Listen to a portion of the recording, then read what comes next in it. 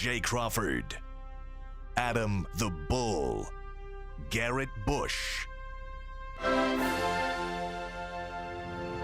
and so many big names, it would take me hours to say all of their names.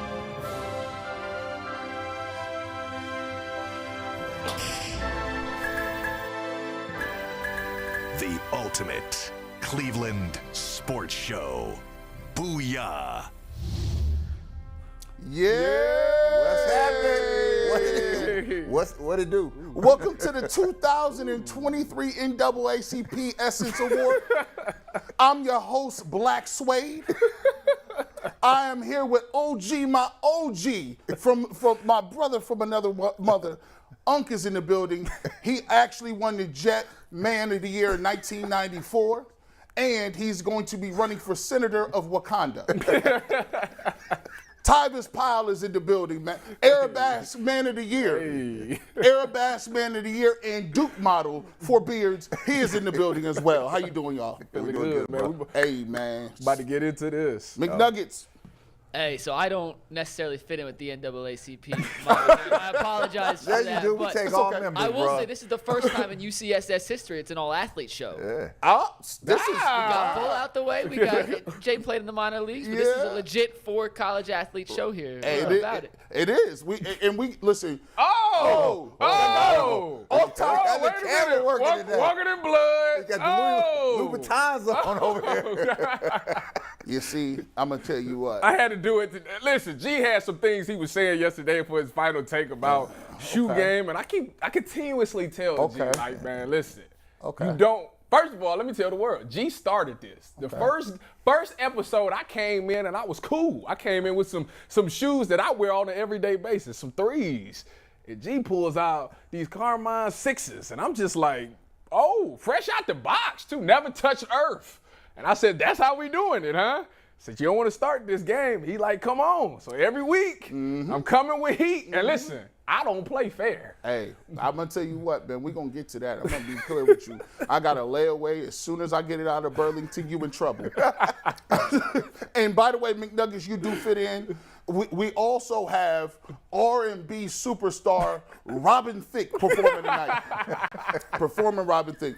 Guys, we got to get off all into this thing, man. One of the major prevailing news around everywhere is the Deshaun Watson situation. Obviously, the NFL Players Association has the ball in their court right now. We're looking at, the NFL, and they've already named a arbiter who is going to hear the new news. And here we go on the screen. Former New Jersey Attorney General Peter C. Harvey will hear the Deshaun Watson appeal. Now, OG, you know a little bit about this man. You know a little bit. He, as being a political pundit as yourself and into the game, what do we know and what do the fans need to know about Mr. Harvey?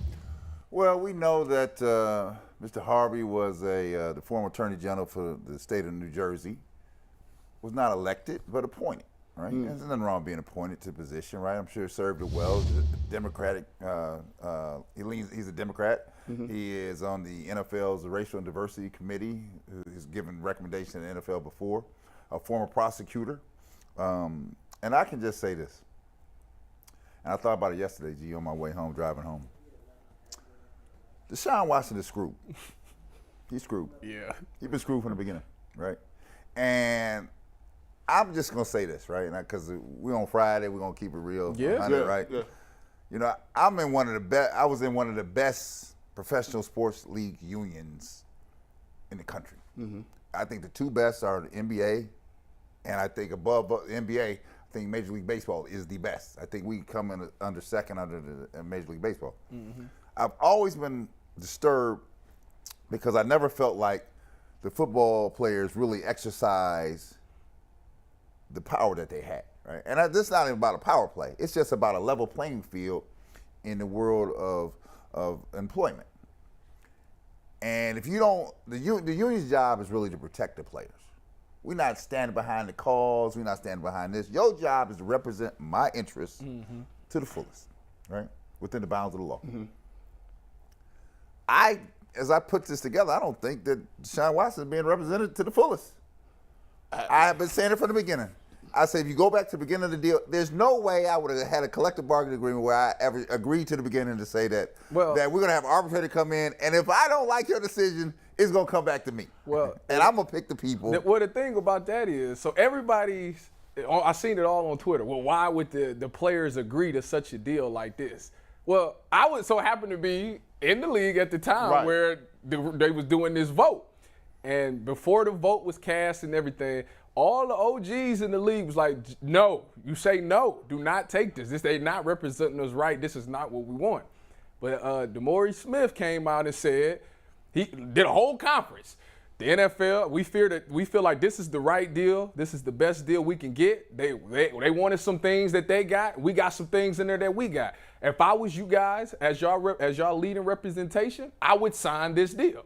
So when the vote came, it comes through email. I still got the email. Wow. Comes through email. Wow. Everybody single-handedly, everybody that's a part of a team votes on it. I did what the OGs told me because all leading up to it, they all said, save your money. Save your money this year because the lockout is going to happen. So save your money because once the lockout happens, you got to have some money to get through. If you don't, we can help you a little bit, but we just trust us. Just say no. Well, came time to it, and everybody ended up voting yes. And I can't for the life of me figure out why. Do you know how big of a lead that was? Hold on. He knows why. Okay, I do know why. It's the cheese and the cheddar. Wait a minute. That's what happens. What happened? So they voted For those yes. who don't know cheese and cheddar, it's the money. They voted yes because you're talking about you asking players. Everybody's not smart with their money in the NFL. Let's just call it what it is. People blow money all the time. So that's not limited to sports. That's all over. True. So when the season come around, you looking for an undrafted guy like myself. My checks was anywhere from $15,000 to $20,000 a week. So you telling me to leave that on the table for God knows how long? Like I can't afford to do that. And Tyvus, as an undrafted player, you thinking like, I don't know when I'm gonna get this back. Exactly. You better come to me because I had a talk with Tyvus earlier. I'm just saying. So if the young guys, so let me just to paint the picture for everybody because we got two guys and you don't get this often. One collectively bargained in the NFL, one in the NBA. Right. Now in the NBA or in the NFL, when you in the off season, yes. Are you getting checks regularly, or no. you gotta wait till the season? So once they changed it now with the new CBA, you get it for instead of 17 games, I think it's 34 or 36 weeks or something like that. So now you do get some in the off season. But until then, after that last game, whenever your last game was, you got your last check came the next week, and that was it. Until OTAs, you get $1,000 for OTAs a week. That's it. Off the OTAs, you get $0. You might get you do get your player performance check. Oh, okay. That comes in March. Oh, really? No, that's a nice check. If you played a lot as an undrafted, my check was like $18,000 in March. So that was good. But as far as the big money, that was it. Brad, what's the difference here with the NBA and the NFL, and what's the rationale? How did the NBA get to be a much bigger, or not want to say bigger, but how did it become more powerful? What along the way happened when you guys took back kind of that mantle? Well, this is aside from Deshaun Watson. And we'll get back to that. We just tie it in there. I want to tie it together. So here it is. One of the problems as it appears to me, one of the problems with the Football Players Association is they don't get the guaranteed money. They take these lump sum payments up front, right? Mm-hmm. And they just use that as clickbait for them later on. It's like somebody holding a carrot in front of the horse. You keep coming for this carrot because you're going to need this carrot. Now, so when I was in the league, right, so Isaiah Thomas was running the Players Association. And Zeke going to be on the show. I mean, I didn't talk to him. He's going to be on the show. I love And so Zeke kept Isaiah Thomas kept it 100 with everybody, 100. And they said, look here. Because they have to know that you will go to the mat for a position, right? Mm-hmm. So this is not even about Watson. The argument that's before you now is not even about Deshaun Watson and the shenanigans, right? Mm-hmm. It's about equality and fairness in the process for all levels of employment here. Zeke told her, he said, listen, he wouldn't just keep your money. He'd tell people low man on the totem pole. Low man on the totem pole is the person that's not making the most money. I don't know what to tell you. we going to the mat on this one. I don't know how it's going to work out for you. But that's how we move. That's how we move it. That's how we move it. And so when he's speaking, I know Magic running with it, MJ and them running with it, right? Because they're not going to buck the system. Right. Because the only thing you have here is they must know that you will walk out the door at a time, not in the off season. Brad, everybody talked about doing that. Y'all never But walk out the door. When it came time to cast that vote, they switched the story. Bring it full circle. Full circle. All right. Full circle. Now That's how we got to this. So everybody want to know why did they agree to this? That's how we got to this collective bargaining agreement right there. Bam. So now you got a rock between a rock and a hard place. And I think some of the times we underestimate the NFL. They code, they calculated, they played no games. And what they've really done essentially, if you really, this is you ain't slick Friday. Right. Let's be clear. They had what, 24, 26, 30 allegations with women in it. Do you believe that it was just some sort of coincidence? It was Sue Robinson, who happens to be a 25-year old or 25-year experienced judge that was presiding over that. Now, that wasn't good enough, so we got to go get something else.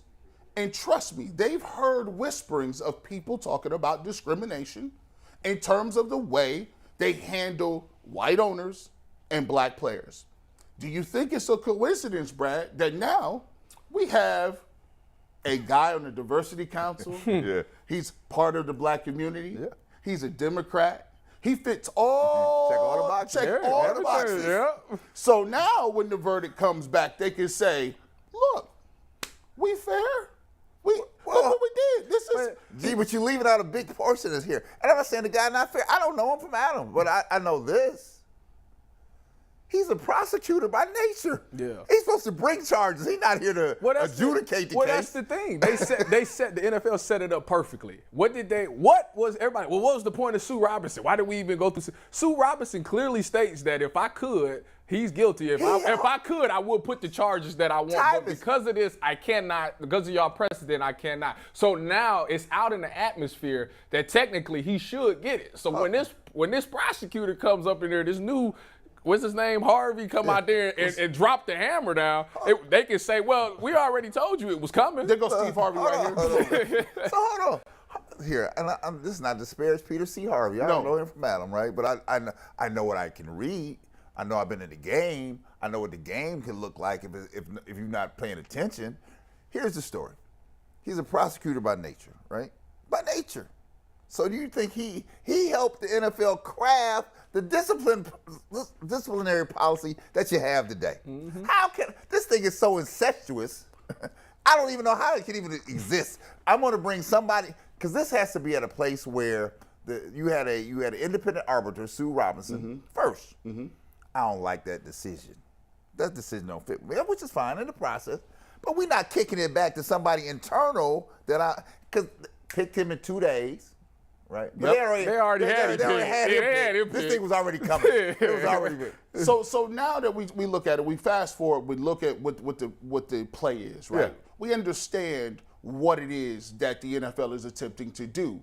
My question is, what is the recourse for the NFL Players Association to get some sort of right now they're just getting smoked. Right now they lost to Busby. And he's doing a whole perp walk right now. Yeah. They lost to him. He's doing victory laps in the public. Now the NFL comes out the day before the deadline was like, we're appealing. And the NFL Players Association is still radio silent. Well, let me just go with this, right? Because I've surveyed the landscape here. And I said Watson is in a bad way, right? He's in a bad way. And here's the first thing. The first was the agreement to the process. Yes. So Watson did not know this was coming down his way, but this is what happens at the end of that, right? So he's sitting there with that. And now the way this is set up, I never understood at the beginning why the NFLPA came out the day before the decision by Sue Robinson and say that we're gonna stand by it. I don't know what you're gonna do. I'm not agreeing to nothing until I see what you do. Right? So now what happens is, because they said they have not appealed, right? They would not appeal.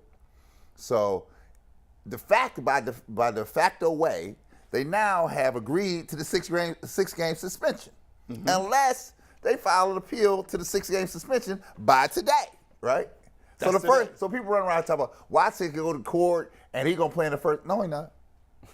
That's already done, unless they file that appeal today. Secondly, that's the next question. We'll get to that next. Secondly, there's the only route. So let's say by what we see, it's gonna go bad because the NFL coming for blood. They're not coming for 6 games. They want games and money. Man, and treatment. They want games, money, and treatment the whole 9 to be able to do the perp walk. You gonna do the perp walk today? Yes, you are. I said this is where the union is supposed to protect the interest, not of Watson, because I don't know what the hell Watson does. But I know this. If I'm paying, and my man showed me some of the fees they paid here. Sure did. I said some of the Player Association do fees. I said, this is what you get for your representation. A week. I said, this is what this Hold is. on, break that. I need to bust that down. Oh, you want to see it? I need. You want to see? Hold on, let me bust that down. Let me. This Don't man, show him your check. He need to see it. You ain't getting this per week. I'm getting union dues live on television. They telling me exactly how much you pay. This is what y'all got for this work? Yeah, this is the work? Look, there you go. There goes work right there. That's a week now. That's just 1 week. That's one game check right there. Out of every check, that right there. Oh yeah, it's staggering. Staggering. So again, I come. Hold on. It's 53 people on the roster. And I come back. That times 53. They're getting just so you know. Just so you know. They're getting greased. They're getting greased. You're getting taken behind the shed. They're right. They're getting greased. I said the boys in the NFLPA, they're eating well. They're eating very well. I said your job is to protect the interests of the group, not of the individual, but of the group. That's your job. I'm gonna tell you this. The problem, G, they will get the Player Association and the league. They have an incestuous relationship. They can get too chummy at times because we all know one another. Mm-hmm. You do me a favor, I do you a favor. The problem come back to bite you now because the way Watson, where I left off on the Watson thing is, so unless they file that appeal by today, right? The 6 games is a foregone conclusion, yes. Right? And I will tell you this, because I even got on the phone. I said, let me call some folks I know in labor law, right? And because it disturbed me. I'm putting all of this together now. Mm-hmm. They said Watson got 2 chances. 2. Let's talk about it. The 2 chances are 1, because you know the hammer coming down. Mm-hmm. So when it comes down here, he's already boxed himself in if he doesn't appeal the first thing by saying, I technically agreed to the first setup. So now you're arguing the fairness or disparate treatment. Yeah, That's what you basically argue. Mm-hmm. Right? They said it's a race at that point. The NFLPA better be racing to Delaware to file that case in Delaware. They said there's 2 things: you either file it in Delaware, and then or you try to figure out how to get it to Cleveland. They said that's the only place you can go. Said what you better not do is let it go to New York. If it's in New York, I looked it up, and you look at, and just to be clear, I dropped a video yesterday. And when you said he's in trouble, I looked head to toe. And one of the things that people don't know necessarily about appeals is that you have to go through enormous like gymnastics just to be able to appeal an arbiter's decision. Yeah. The collective bargaining agreement says that once the new Harvey comes in, he does the evaluation and he reviews it. Whatever he says is binding and legal. No new information will be brought to. And you, generally speaking, less than 20% of arbitration rulings or awards are ever even overturned. So why do you think it is that if you're paying attention to this, why do you think it is that in every statement that the NFL has released in the last 48 hours, they put that last clause in there about this ruling is binding. Yep. And they want you to know this, right? and so my folks say, you got to get to Delaware. They said, why? I said, why you got to get to Delaware? Yeah, I said, because Delaware is a little bit more liberal about the thing, right? About how they adjudicate things. And the other case is this. Sue Robinson from Delaware. The people that would hear this are probably friends of Sue Robinson. Wow. They're not going to let her be undermined here, right? That's a very great So point. it better, I said so. But the case for the NFLPA is you have to be willing to go to the mat. That means the mat is, you have to be willing to go to the mat on this thing. Are they willing to, I've been asking for a week. Are you willing to go to the mat? You know what the mat is? The mat is, I'm going to just be honest with you. In the words of Johnny Cochran, if it don't fit, you must have quit. I'm going to be honest with you.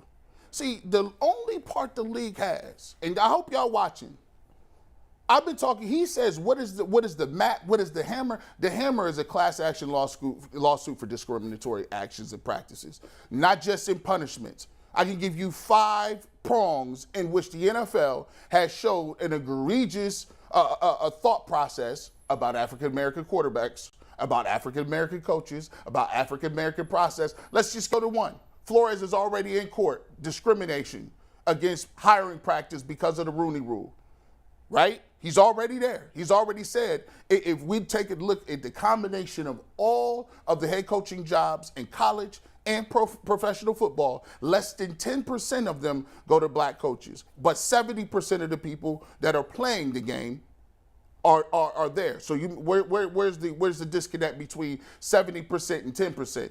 Also, Colin Kaepernick, by the way, he won a case on collusion.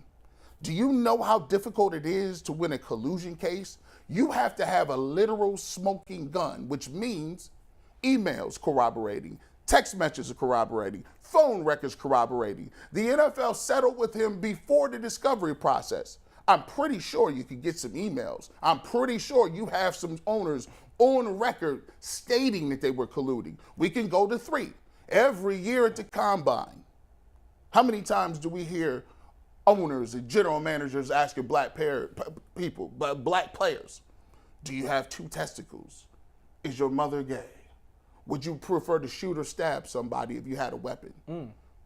Off the chart questions to questions that if you was in a regular job, you would get sued the pants off of you. Asking questions to a potential employee. Protected class. What's your sexual orientation? Okay, and that's on record. And then finally, which is the most damning of it, is you've been discriminating against black athletes, former black athletes, when it comes to the CTE concussion funding.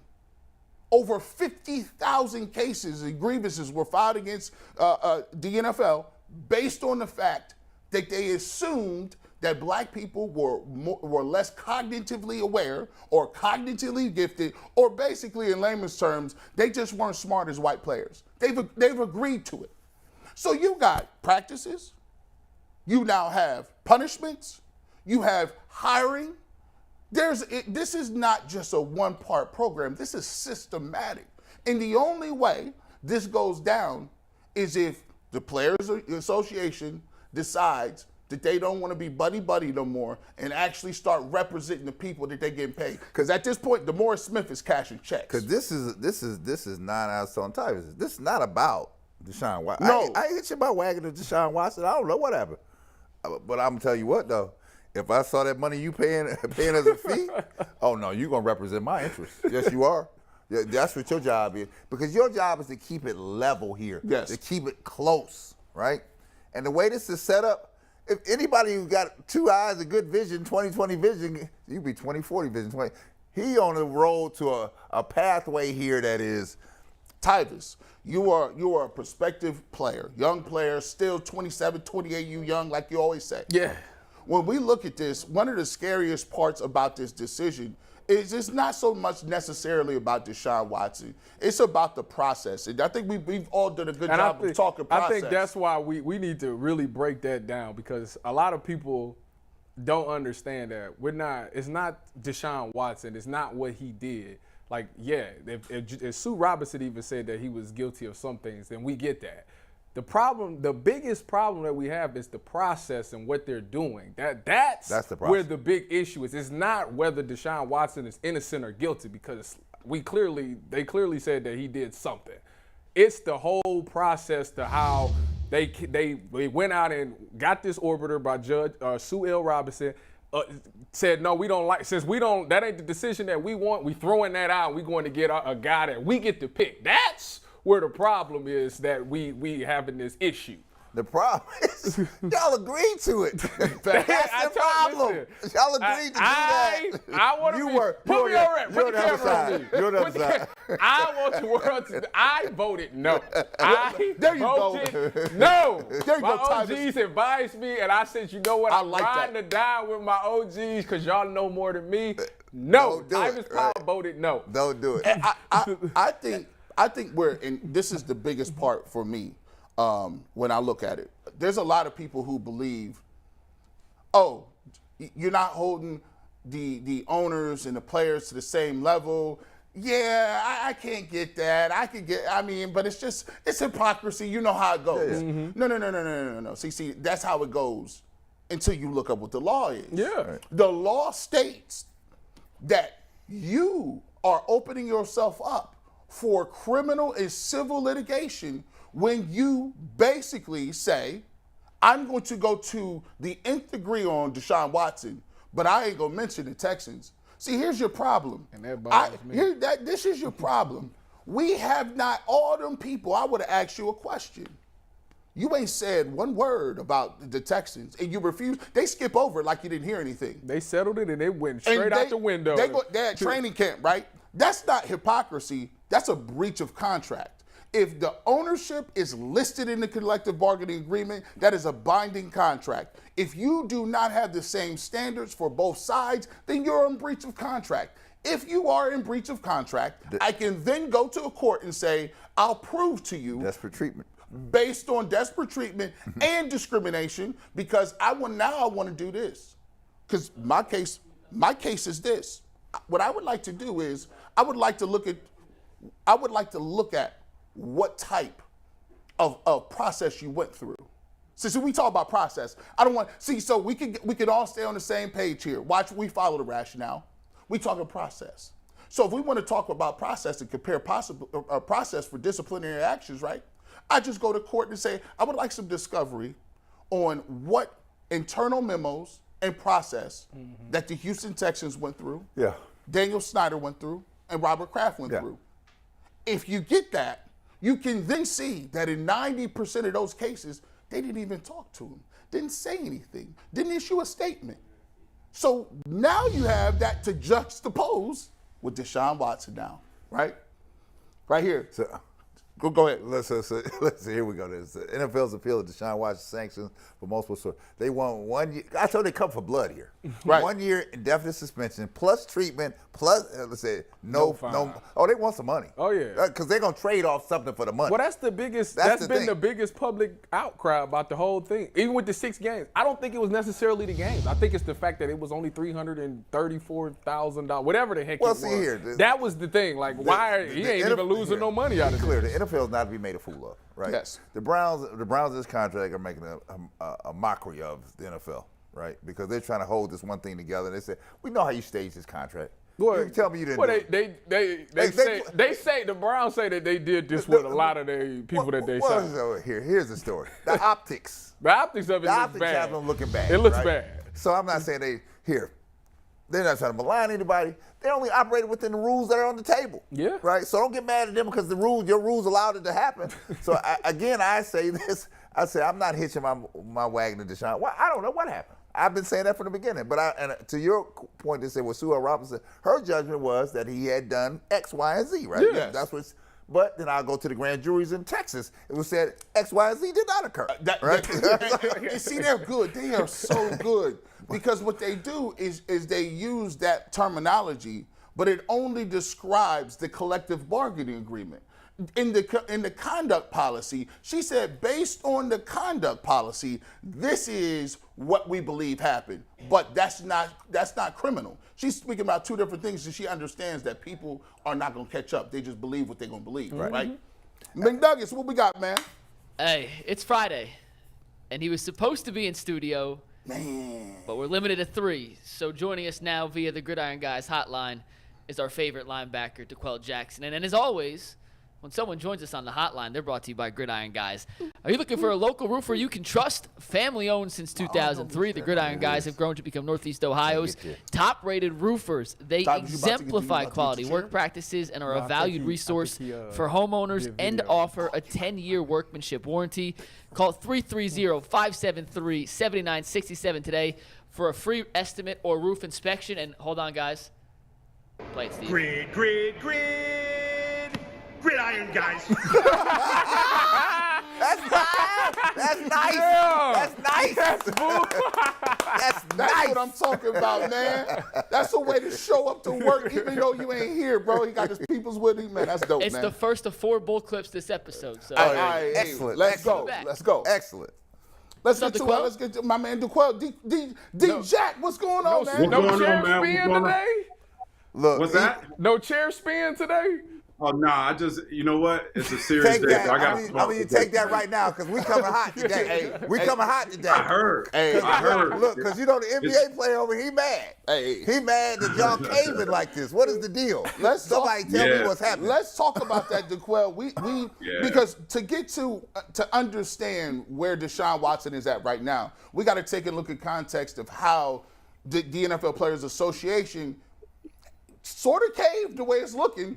Tybus is explaining it to me as a young player. I'm glad we got you on because you can explain it as an OG. What was some of those conversations going on back then, and what was your thought process on where we are now in the ruling in terms of them switching the game up halfway through?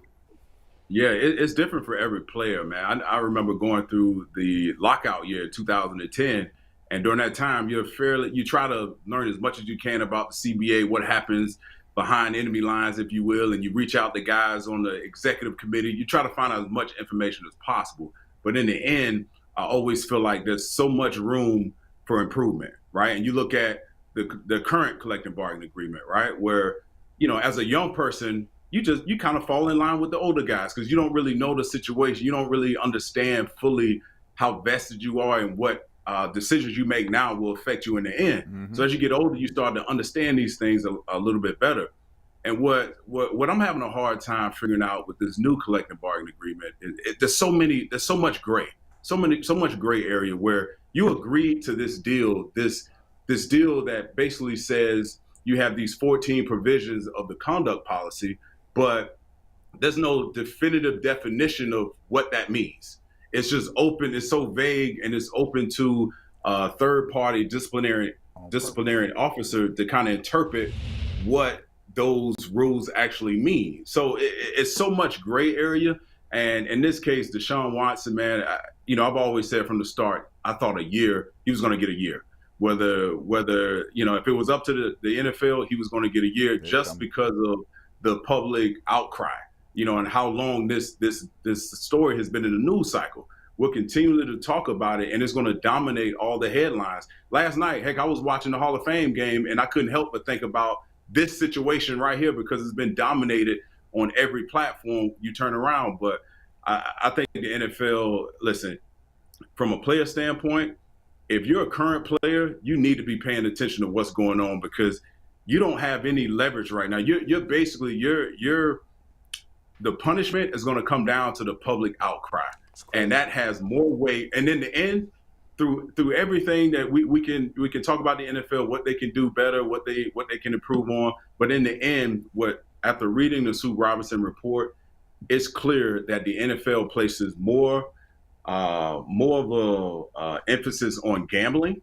If you look at the Calvin Ridley situation, more emphasis on PEDs than actually domestic violence, and that's something that both sides agreed to, and it's an uphill battle at this point, in my opinion. Well, and I'll say this to you, DeQuell. I think that and I'm glad that you said that. You never know as a young player. You don't really understand how this game can affect people going down the line. Because when you're negotiating these collective bargaining, it's not really for you. You're gonna get a little bit of it. It's for the people that come behind you. Because you're setting the trend for everybody else that comes behind you.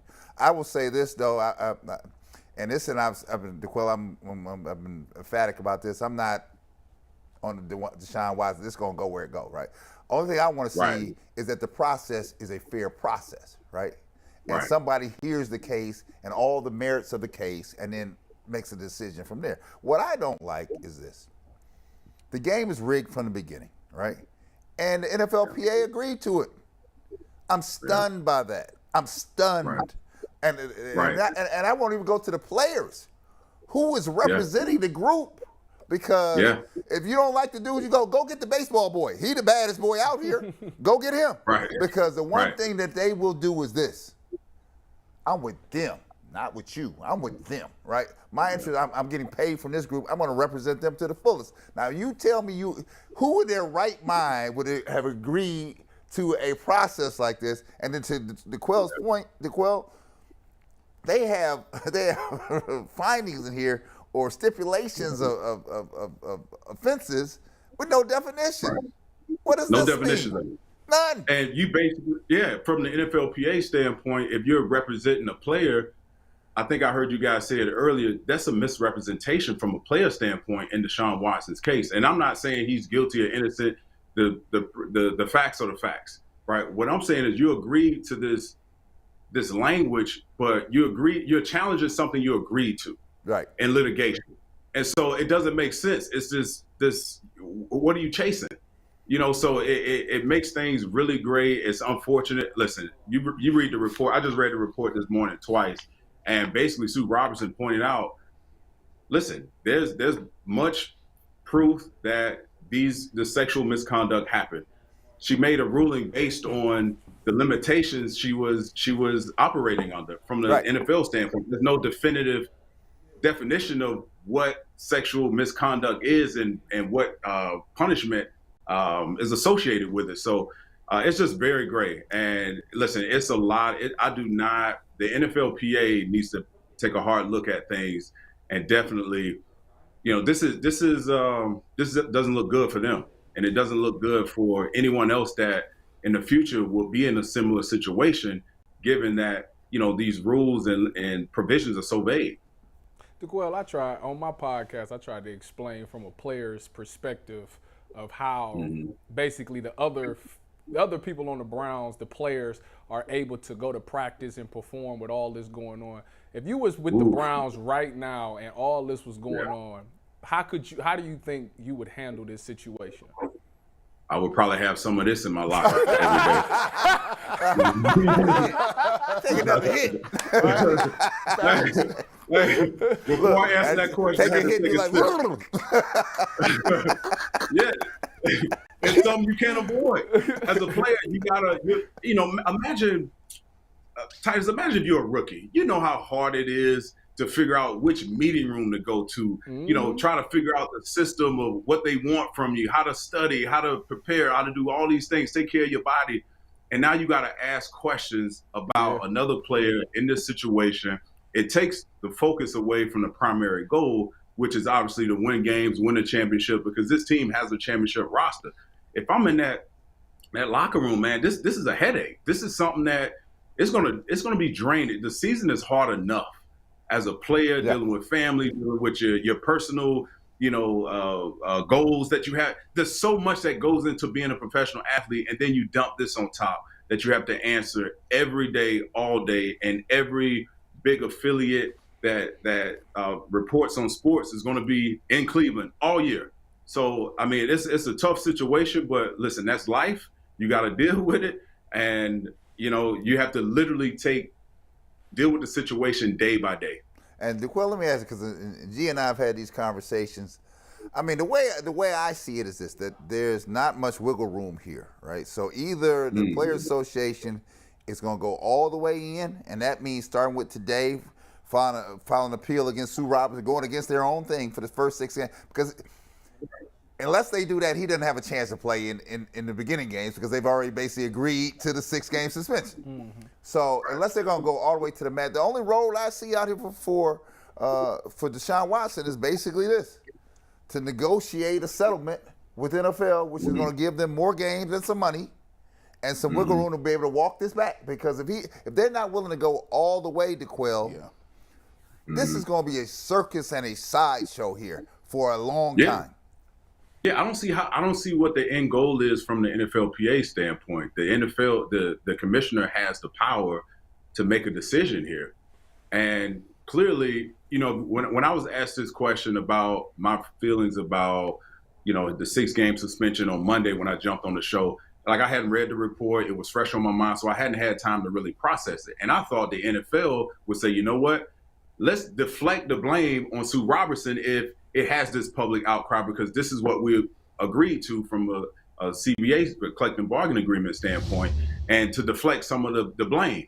And here we go, and to give credit and to give credibility to their collective bargaining agreement, right? That was my thought process on Monday. Right. Now they challenge it, and now the NFLPA is getting involved. I don't see an end to this. And you're right. You're absolutely right, Brad. Like, the only way I see this just moving on from this is for the NFL and Deshaun Watson and his representation to come up with some agreement. And whatever the case may be, there's going to be a community of people that do not want to see this guy ever play again. There's going to be another, crew of people that wants to see him play. That you can't satisfy everyone. Mm-mm. What it's going to come down to is the one provision within the conduct policy that probably takes precedent over all the other ones, is the fact that when your conduct it affects the integrity of the shield. And that's first and foremost. They're going to make a decision based on the integrity. You just reminded me of something, Quell. Unless the only way forward is a settlement with the league, because unless you disagree, because in Sue Robinson's report, she basically said, I found just cause that you can believe that there was a crime committed, right? And so I'm going to give you the 6 games. So unless you dispute that finding, you're agreeing to the personal conduct policy problem that exists, right? So unless the league is ready, the Players Association is ready to play this game all the way out, there's only one avenue. But I said this from the beginning, G. Here's the problem. The Players Association has been playing one-level chess. Yep. The league has been playing 3-level chess from the beginning, because they knew they had this in the back pocket. This is just creep up this week. Hey, Brad, I don't mean to interrupt you, but it's almost like the employees holding the owners accountable. That's a no-win situation. That's a no-win situation when it all boils down. It's like, how are the players, how is everyone else supposed to hold this private organization to a more standard? It's impossible. It just doesn't make sense. I'm gonna ask this question before we move on to training camp and actually talk about a little football. Okay. But it's very rare that you have 4 African American people on TV at the same time who happen to be athletes. So I can never get over this question. For me, as a black man and as a former athlete, I have a very difficult time coming to grips with certain things. And one of the things that I can't understand is the media's focus. You just said something, Quell, that every single day, we hear the same thing. You also said some people don't ever want this man to play again. My question is, I got a hard time, because that mindset and rhetoric of that standpoint, to me, shows me that this country has gone nowhere racially.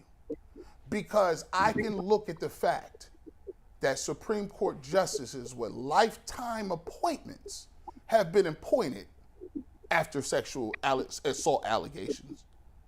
I've had presidents, both, go have those same allegations, right? But when we turn that TV on, I was there during the presidential election. You heard it once and it kept moving. You heard it 1 or 2 times and you kept moving. And they ran 26 people out for a press conference, women, from all different ages and shapes and sizes, against somebody, and our country disregarded it. So I have a very difficult time, because I cover sports, that I can't look at that and say, we are so far ahead. No, we're not. We got 2 separate systems when it comes to everything. And it just shows you in your face, right here, you don't matter as much as that person matters. If you're going to be named in a lawsuit, It is the most disrespectful thing in the world to sit here and railroad and keep pointing when there's a whole organization that settled 30 claims themselves. The difference is what? One person is rich and very, very white. One person is young and very, very black. And the reason why there's not 4 people on television that look like this is because that don't matter either. That's skewed as well. At the end of the day, sometimes I feel like this is the new civil rights. I feel like, yeah, I learned about Martin Luther King. I learned about Malcolm X. I learned about all of that. I went to school. But them textbooks ain't no different from what we do today. It's just different. It's just they don't do it in your face. They don't do it blatantly. They don't spray you with hoses and sick you with dogs. But they will railroad you on TV. Because don't believe that if it's me, you, or DeQuell, at the end of the day, you the same as Deshaun Watson. We like your career, don't get no DUI. We like you on TV, don't find no emails. We like you over here, but don't be getting caught up doing nothing else because you will be guilty, and you will be guilty. And that's the way I see it and the way I feel, and I can't run away from it. You tell me if I'm wrong. Well, I just go back to this, and you guys can weigh in. For me, again, I'll tell you, this is not about Deshaun Watson. What we're talking about right now, it's about the process and fairness, right? That's all we're asking for. Yeah. A fair shake. But again, some of the onus is on us. Yes. Because DeQuell, how much is the union head making? The Murray Smith, how much does he make? A few $1 million a year, a lot of money. I like. So my question to the players: are you getting your money's worth? No, right now, technically not. I'd be like, so I would be like, if I'm not getting my money's worth, you got to go. He makes $3 million, Brad. Look, $3 million. I like. Because anybody tell me, was it worth the $3 million? Because I'm not even on the Watson thing. Because I go Watson, sure I can go any other case that just went down. I like. Somebody has to represent the interests of the group first. Just the flagship for us to even get to the question of having a fair and level playing field. Hey, Brad, I want to add. I looked up the salary. It's $2.92 million. It fell from 4.45. So they docked him some money. So that's a shame. Yeah, great. Go ahead, DeQuell. You Still paying for the Bentley. So I was going to say, in lieu of what you just said, Brad, I think the casual fan needs to understand the NFL standpoint on this. Like they're not some like moral compass, right? Like they're not going to make decisions based on the morality of it all. Roger Goodell and the NFL is all about obviously protecting the integrity and the public perception of the game, regardless. And you look at the Ray Rice situation in 2014, how there was a 2-game suspension. They amended it. Now they set a precedent for 6 games, and ultimately he was indefinitely suspended, never played again. But I don't think, my buddy Dominique Foxworth, he's on another network. He said something that stood out to me in terms of the Ray Rice situation as opposed to Deshaun Watson. Well, everyone wants to say, hey, Roger Goodell, the NFL did the right thing, getting rid of, some people may say this, they got rid of, after the video aired of Ray Rice and the domestic violence that occurred, he got rid of him. But in actuality, Ray Rice's talent got rid of him. Because if he could play, if he was an elite player or quarterback to that stature, let's say Deshaun Watson, that's the only reason we're talking about it. Mm-hmm. So for people that watch the game and don't understand the nuances of it, that's the crux of it all, right? It's like if you can play, if we'll deal with all the public outcry as long as your talent outweighs it. And this place, it seems to be the case so far. Because I go back to this, DeQuell. I mean, listen here, I hate to bring up old news and old dirt. Did we forget about what happened to Ben Roethlisberger? Right. I mean, did everybody forget about that? Yeah. He had 6, which got swept down to 4. Well, they say I brought this up. And they're like, well, he settled the cases. I brought this up yesterday, and they said that Well, 1 is different than 24. Oh, you stop playing with me. That's what they say. One case is it's not as bad as 24. That's what it is. I would go back to the people that were involved. I bet you they would dispute that. DeQuell, let me ask you, aside from Deshaun Watson, because he's totally dominated the Cleveland Browns, is there any Cleveland Brown player that you actually are looking forward to see this season, like have a big year? Yeah, man, I'm glad you. I got to think about this for a second. I've been dominated by Deshaun Watson. I've been dominated by it, man. But I always say the linebacker from Notre Dame. The Joker. Okay. I like him, man. I'm probably his number one fan. That I had a chance to meet him the last time I was in Cleveland and chat with him, and I just think the world of him. He just has all the tools in the makings of being a stud guy. And with Jadeveon Clowney coming back. Obviously you got some question marks up front, but you still got that dog, and oh my gosh, I forgot his name. Miles Garrett. You still have that dog up front, so I think I'm looking for him to make a huge leap, and I'm looking forward to seeing how he progresses. Do you like that 28 number on him? No, I do not. I do not. Man, it's no, man. Like line, unless it's a single digit. Hey. Then you need to be in like the 50s or something like that. You're right. You're right. No, he got that. I don't like it either. He got that running back number, bro. I'm like, who's this little 13 scat back? Yeah, see, that didn't even bother me. I was like, y'all bothered by that. 28 it bothers me, man. DeQuell, let me ask you this, because Tyvus brought up a good point. Since the Deshaun Watson thing is sailed, I mean, it's basically sailing. I mean, he's going to be down for a minute, right? Yeah, how do we get ahead from here, right? How do we get ahead?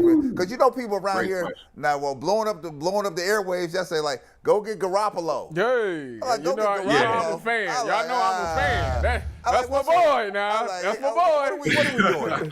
All right, here we go. I don't know what you do, because you've already given away 3 first-round future draft picks. You need that. You need the draft capital that you do have. So I think you have to play it out. I really do. You have to play it out with Jacoby Brissett, and you have a great roster. You have a good running game, so this team will be competitive. I think you have to play it out. But you definitely have to kick the tires on the possibility of Garoppolo and see if that could actually work. But then you don't know. The big question mark is Deshaun Watson. Will he be gone for a year? Will it be more than a year? Oh, it's not looking good, bro. So with this thing steamroll to, you don't know if you're going to have him ever. So that's a great question, Brad. And I don't know if I have the answer for it. I'm glad I'm not the one making those decisions. This heated up yesterday, right? This heated up yesterday, G. Hey, DeQuell, man, I don't know if we can do this. I think we should all, simultaneously, as posthumously as possible, we really need to pour a little liquor out for Deshaun Watson. It's not looking good for the homie. We pour a little. There we go. It's not looking good for the homie. Get your man together. Not looking good. Not looking good. But here's what we gonna. We gotta say. We wish the best of you. Like, what's his name said? Did he say you're gonna get some money, but not here? You know what I'm saying? You're gonna get some money, but not here. So I would look at it this way. Let's get into this Jacoby Brissett, because that's the next wave of conversation. Yeah. This is on him now. It's on him now. So now, when you talk about the Jacoby Brissett, the narrative is going to be already from Jump Street, go get me somebody else. And so now Jacoby Brissett has kind of stepped into that white hot spotlight behind center. Right. Because here's the thing, what people gonna say: we didn't give Baker no passes. We gave him 0. And they not about to come back and just he played a couple games. No, that playing quarterback for the Browns is about to be a problem. DeQuell, do you feel like from Jump Street they ready to get him up out of here? I'm gonna let you know that right now. No, I not yet, but he's on a short leash. I can tell you that.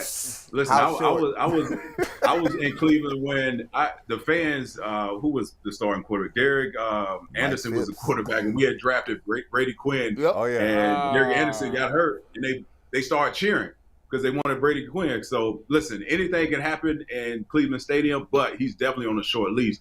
But I mean, would you play this scenario? I know you like conspiracy theories and all that. Would it let me pose this. Would it be crazy to think they would try to get Baker Mayfield back? Oh, no, they wouldn't have that here. It'd be a blow up. Yes. But here, the Quell yesterday was hot around town because they were like, people were like this yesterday. We should have held on to Baker Mayfield. We should have held on that point I was having Deshaun Watson. We'll get the poll. Hold on, I'll get the poll. I'm about to say, Baker Bros are speaking right now, I bet. I did a podcast. Shout out to Locked On Browns. If you ain't looking at Locked On Browns, you need to be subscribing to that. Me and Jeff did a show today, and we said, there's a poll that says 55% of the people right now wish they had Baker Mayfield. 55. And to be honest, it's always hovered. Well, the question was posed, knowing what you know now. Today. Would you rather have would you have still made the trade for Deshaun Watson or kept Baker Mayfield? And it kept swinging. It swayed. Look at this swing. Now, knowing all you know now, if you could rewind back to January and undo everything, who was your pick as the quarterback for the Cleveland Browns for 2022? You go back to June, right?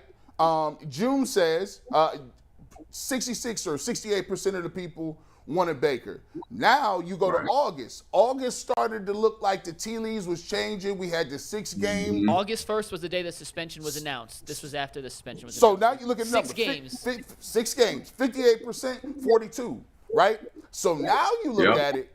August 4th, you get the appeal. Looks like it's going to be a year or more. 54% of the fans would like to see Baker Mayfield in as quarterback. What's your take on that, DeQuell? I'm gonna pose the same question to you.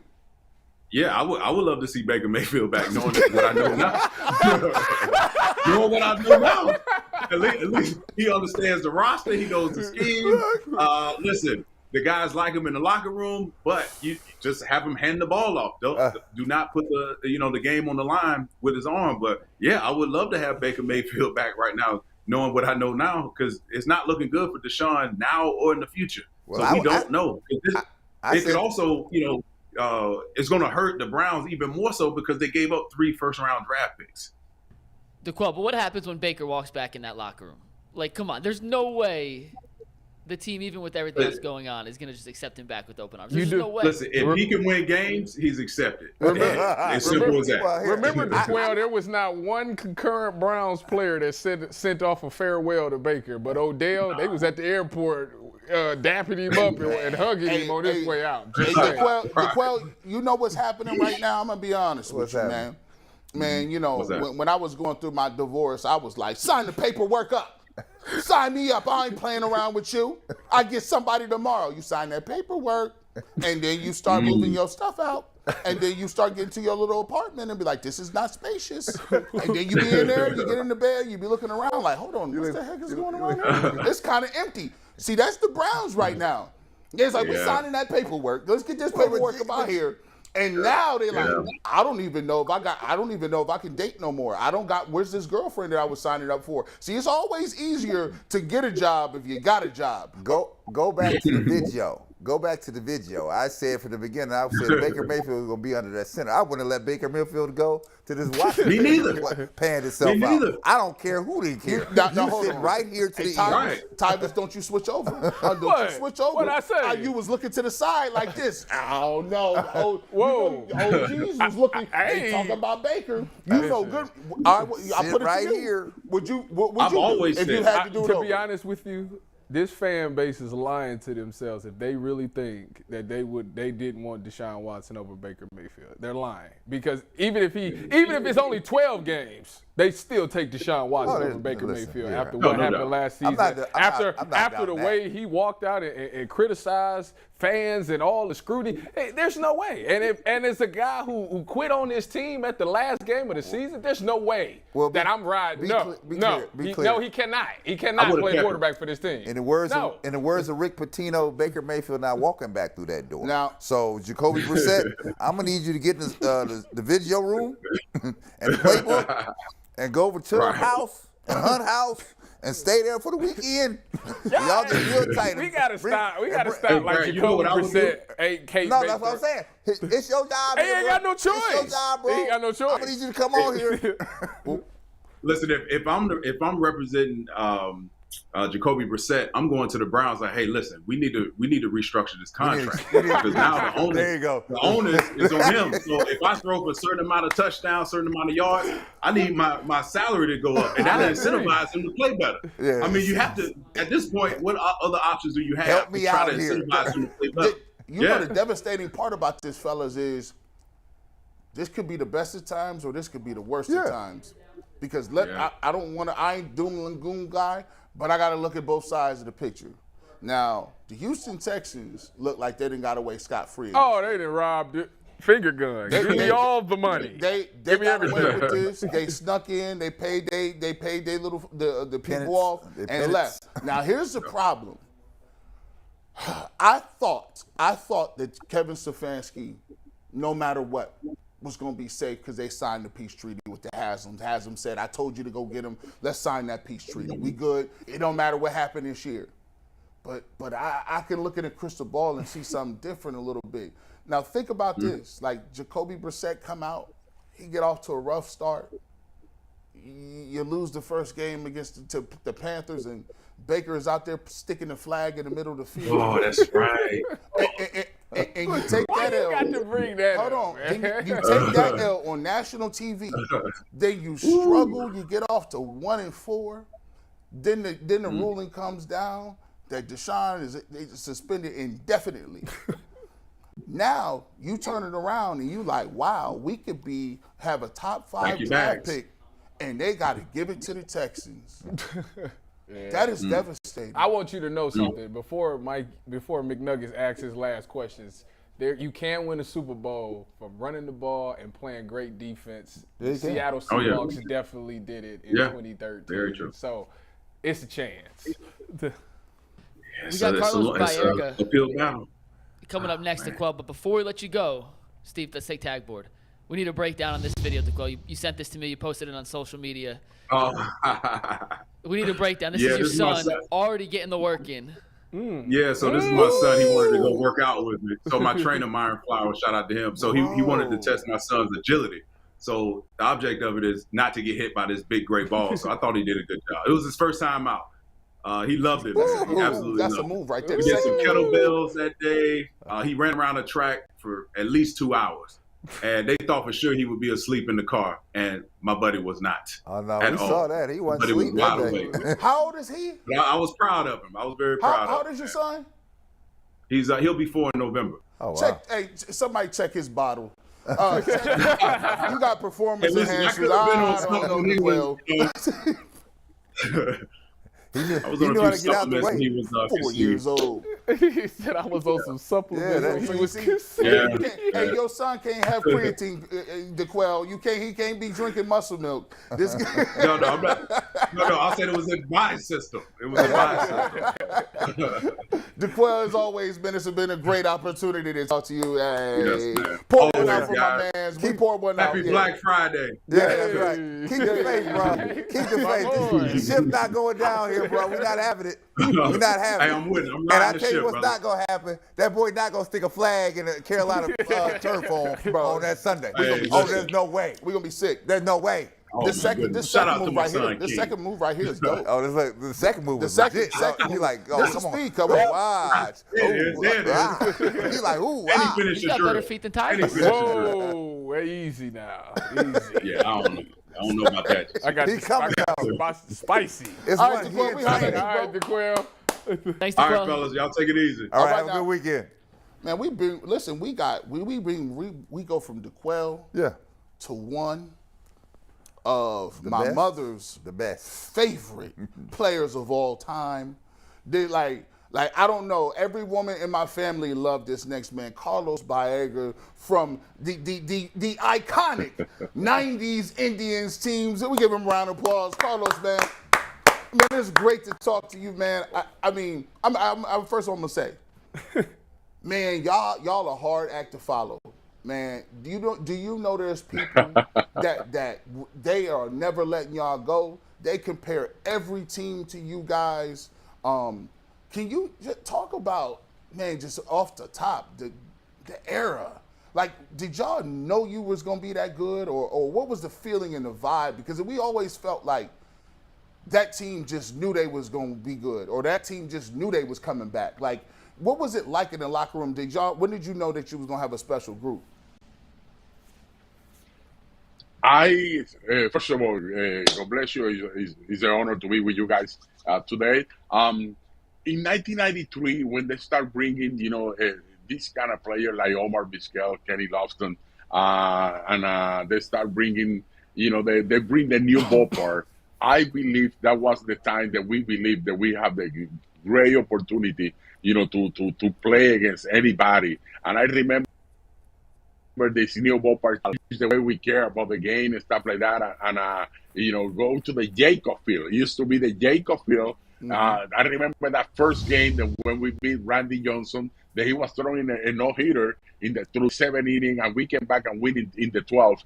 And from that day on, it was a special moment for us, to have Kenny Lofton, Omar Vizquel, myself, Albert Bell. They bring Eddie Murray, the guy that, Hall of Famer player. And we have Manny Ramirez, young player, Gene Tomey, Sandy Alomar. That, when they signed a multi-year contract, that was the best thing that happened, because now we went to the field to play relaxed. And that was a great move from John Hart. That was a GM. Carlos, as of lately, we've been talking about the Guardians, I will almost say Indians, the Guardians fans' attendance and how it's not been high as of lately. Did you feel that you guys got the support and love from the city that y'all think y'all deserved back then? Well, back then, what we did when they bring this new ballpark, we went 455 days in a row. Sell out. That was a record in the big leagues, and it was something special. But it was because we put a team in the field that they believe they have the opportunity to win. Mm-hmm. They bring Otto Hershiser, they bring Dennis Martinez together with Charles Nagy. We got Jose Mesa closing the game and stuff like that. So, and then we I don't know if you guys remember how many comeback games, winning in the last inning. Yeah. It was something very, very special moment for the fans. And they don't even want to leave the game. They know that we was down for 3 rounds or 2 rounds. And we always come through, like Manny hit a homer against Dennis Eckersley. Albert Bell hit a homer and Troy Percival in the last inning. Jim Tomey hit a homer to win a game. Paul Sorrento. It was a unbelievable time that we have together. And then in 1995, what we went through with our team, and then we went to the playoff and we beat the Seattle Mariners, Randy Johnson. To go to the World Series. And when we came back home and see all those fans waiting for us at the airport, we say, wow. You can imagine we win the World Series against the Atlanta Braves? Cleveland was going to be like 3 days off for everybody. Party in Cleveland. That was something that they still in my mind, because I believe that we have the best hitting club in the building. I'm going to say something to you guys, talking about that team in 1995. Right now, we got 4 Hall of Fames in that lineup. 4 Hall of Fame. Kenny Lofton is going to be a Hall of Fame. Albert Bell is going to be a Hall of Fame. Omar Vizquel is going to be a Hall of Fame. So if Manny don't went through what he went through, with the PFD, we have 9 guys in the Hall of Fame. That's crazy. In that team. So there's no lineup in the buildings. There's no lineup in the big leagues. They have on 1 year all those kind of players. So that was going to be a special. And then we're going to have Otto Hershiser, Dennis Martinez. Then they're going to go to the Hall of Fame later on. I believe that was a special team that we have in Cleveland. Well, Carlos, and to your point, I mean, I think those times are unrivaled here in Cleveland. I mean, for those that have followed you guys for the duration of that time, it was a special time here in the city. Let me ask you this. Now, we fast forward to 2022. What's your interpretation of what the Guardians are doing now? Because there's no longer 455 sellouts going on down there, and the direction has changed. And the market. What do you think? What do you think the position that they're in now, and what do you think the future holds for the Guardians?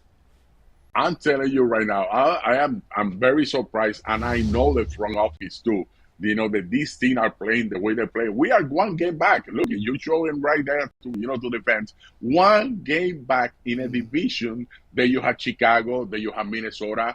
Do you see those two teams? They make big trades to bring pitchers, to bring big hitters, to the lineup. But we have a lot of young players. We got Quan. Right now, Quan have 18 games hitting streak. We got Rosario, Ahmed Rosario, that we got in a trade last year with Jimenez that made the All-Star game. We was the last second baseman, me and Robbie Alomar, the last second baseman to make the All-Star game. So Andre Jimenez made the All-Star game this year as a second baseman. The best move that the Cleveland Indians made was signing Jose Ramirez for $200 million and keeping here in Cleveland. I believe that's been the biggest move the Cleveland Indians make, because now we have a star, and now the players follow him. This guy is a sample for these players. The way he cares about the game, the way he prepared for the game, I think changed them more fear on this club. And you know what? The organization say, we're not going to bring nobody. We're going to let the kids play.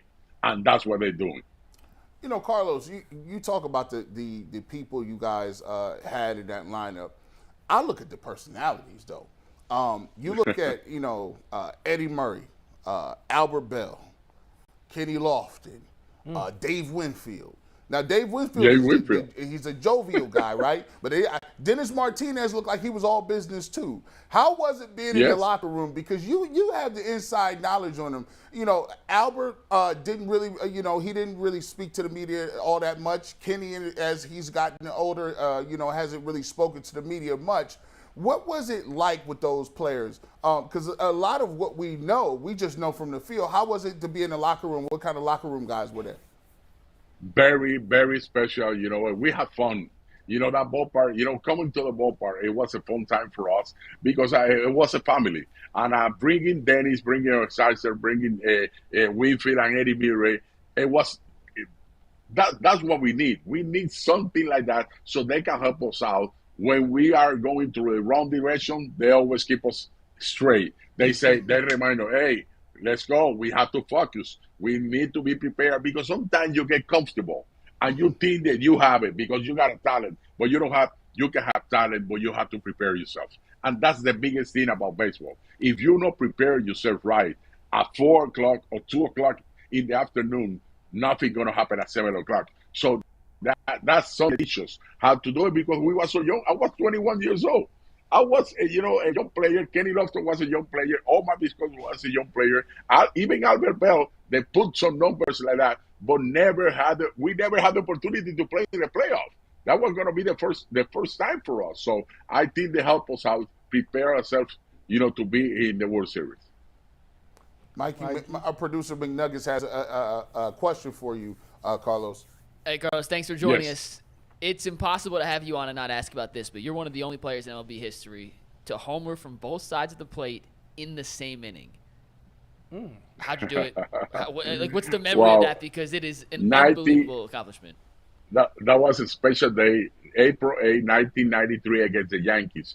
It was something that I never forget about. Hitting the first homer against Steve Howe with 3 men on base. That was a grand slam, the first one. And the second one was after we scored so many runs. The Alvaro Espinosa hit a homer before me. They listen to this. They throw to my head. We almost got in a fight. They separate everybody. That's what happened. They throw to my head to hit me. We almost got in a fight. They come back. Everybody went to the dugout. They come back, and the first pitch that he threw, I hit a homer through center field, and that was a record like that. But I never thought it was a record, because there was so many great switch hitters that played this game. Even we have one, Eddie Murray, Chili Davis, Mickey Mantle. So it was so many great hitters that went through the years in baseball that I never thought there was a record. And when they put in the scoreboard, that was a major league record the first time that happened. That was the biggest moment that I have. With the Cleveland Indians, and I'm never going to forget about that. Well, coming up, I played baseball in high school, and you rarely ever see switch hitters. Give him like an insight to some of the novice fans or fans that don't know this. When did you know you had the ability to switch hit? Is that something you just born with, or do you just kind of work at it and you just figure it out? I can hit left-handed or right-handed. Is that something you developed or just God-given ability? Let me tell you what happened. My father went.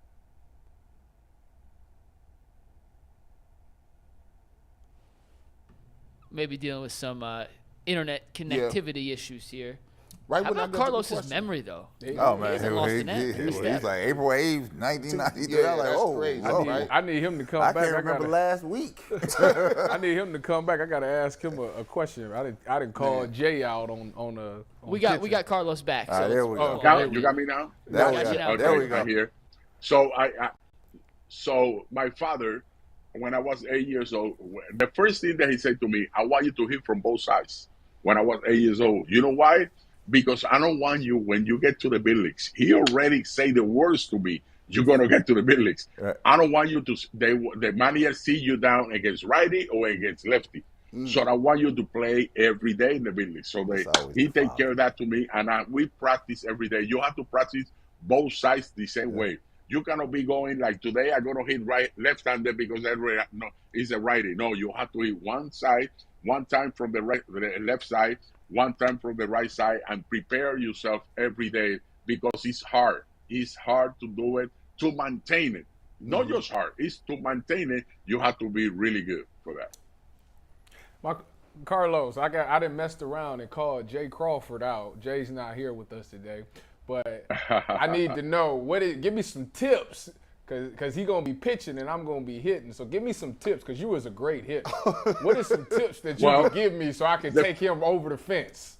He's over the fence. The first thing you have to do, you have to have confidence. You have to be kind of cocky. You know who I like to watch? Jose Ramirez remind me myself. That kind of player that I was. I wasn't afraid. If you are a tall guy or short guy, no matter what, I'm going to believe that I'm going to hit you. That's the first thing. And the second thing is, try to go and do some soft stuff, under, do some tee times and stuff like that, and get some practice. You have to prepare yourself. If you don't prepare yourself, it's going to be hard for you to, to develop something good. So I believe that that's the whole. Don't worry, get some swing, prepare yourself, and you're going to be okay. But you have to be mentally strong because every day there's a new pitcher that want to beat you in there. Well, Carlos, the problem is Tyvus has chained up bat speed. Whoa. Carlos, hold on, wait a minute. Let me let you know something. I'm going to let you know something. I just did a softball event like a couple weeks ago. We have video. Don't worry. I was like the MVP. That's like it was my performance. Here, the problem, you said softball. That's a curse word to a baseball player. You play softball. So you like that soft stuff. You like that soft stuff. No.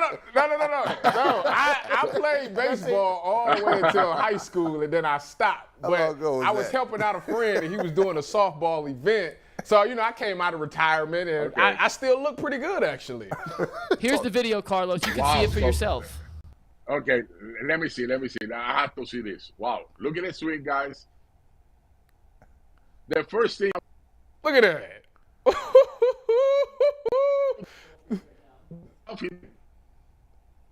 Out. The swing was so good, you froze him. Terrible. Yeah. Run it out. Awful. No. Awful. Let's get down to it. Bring him up full screen. Let's get this off. Hey, OG said, get him out of here. Hey, wipe him down. We're not even going to show you, okay? Yeah. Don't show him. There's one more swing coming. There's one more swing coming. They trying to save him, Carlos. Yeah, right. They trying to save his film work. So did he work? He's hitting or he's a commentator now? He doing. I do it all. What's going on? Oh, right here. Okay. So he got a nice swing. Thank you. He got it. I got to admit it. I appreciate it. Yes. He got a nice swing. Don't do that. He look like down. baseball. He got the body of the baseball player too. So yeah. It's not bad. I'm just saying. I appreciate that. Thank you. Give young fella a round of applause. He's happy in himself. But Carlos, here's a question for you. So, you know, obviously it's a new dynamic here. You play for the Indians. It's now called the Guardians. Yes. Which one do you prefer? Good one. He trying to get you in trouble, Don't tell me Carlos. that question, my I friend. have to ask you. Wow. You know what? I work for the Cleveland Indians, for the Guardians. I work for the Guardians, so I need to be nice. You know what? I had to love the Indians because, you know, I play, you know, through the Indian stuff like that, and I work with the Indians. But now I'm working with the Guardians, and this is something that when you put the uniform on, you work for the Cleveland. It's not the name of the Indians or the Guardians. It's the Cleveland, the city. Mm-hmm. And that's why, you know, we put the uniform, and that's why I believe, you know, that we have to be, you know, over, you know, the exciting of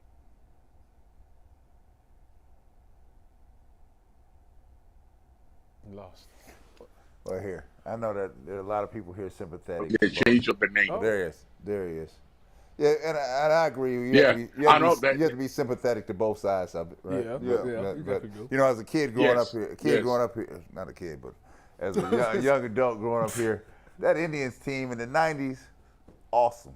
And you saw them everywhere. You saw the guys there. I would see Kenny Lofton everywhere in this town. Yes, I would, right? And you were embedded in the fabric of the city of Cleveland. And that's what I think most people appreciate about that team, because we were just riding the ride. Hell, we hadn't been nowhere near where you guys have been in a long time around here. It was just fun to be a part of it.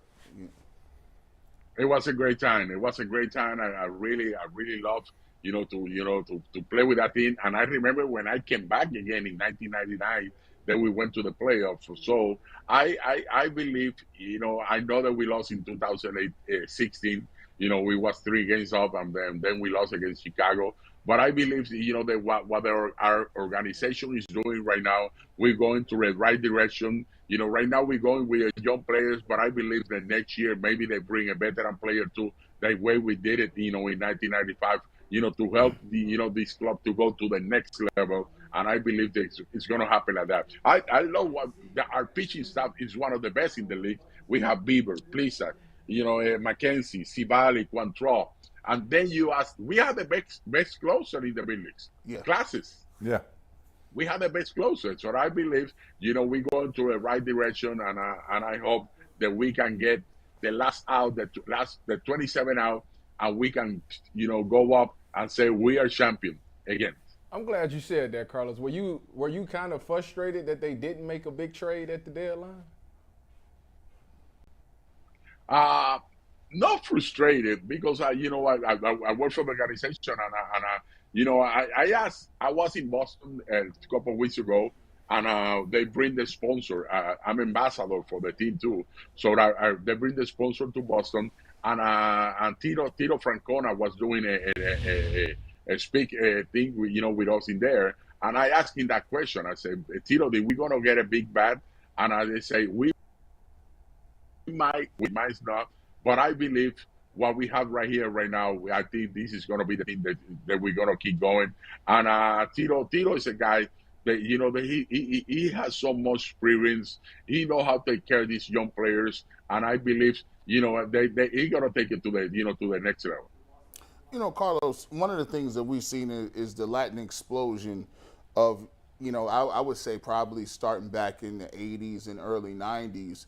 Can you tell us what that's like, the baseball life is like in Latin America? Here we have other competing sports like football and basketball, and you know, other things that we can do. But in Latin America, you know, baseball is still king. What was it like growing up there, and what was it like the game as a young kid, and how you developed?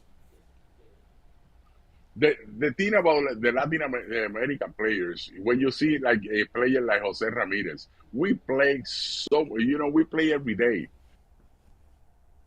We, you know, in Cleveland, you know, when November comes, it starts snowing, December and January.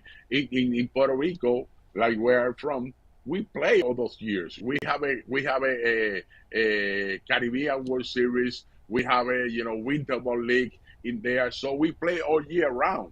We don't rest.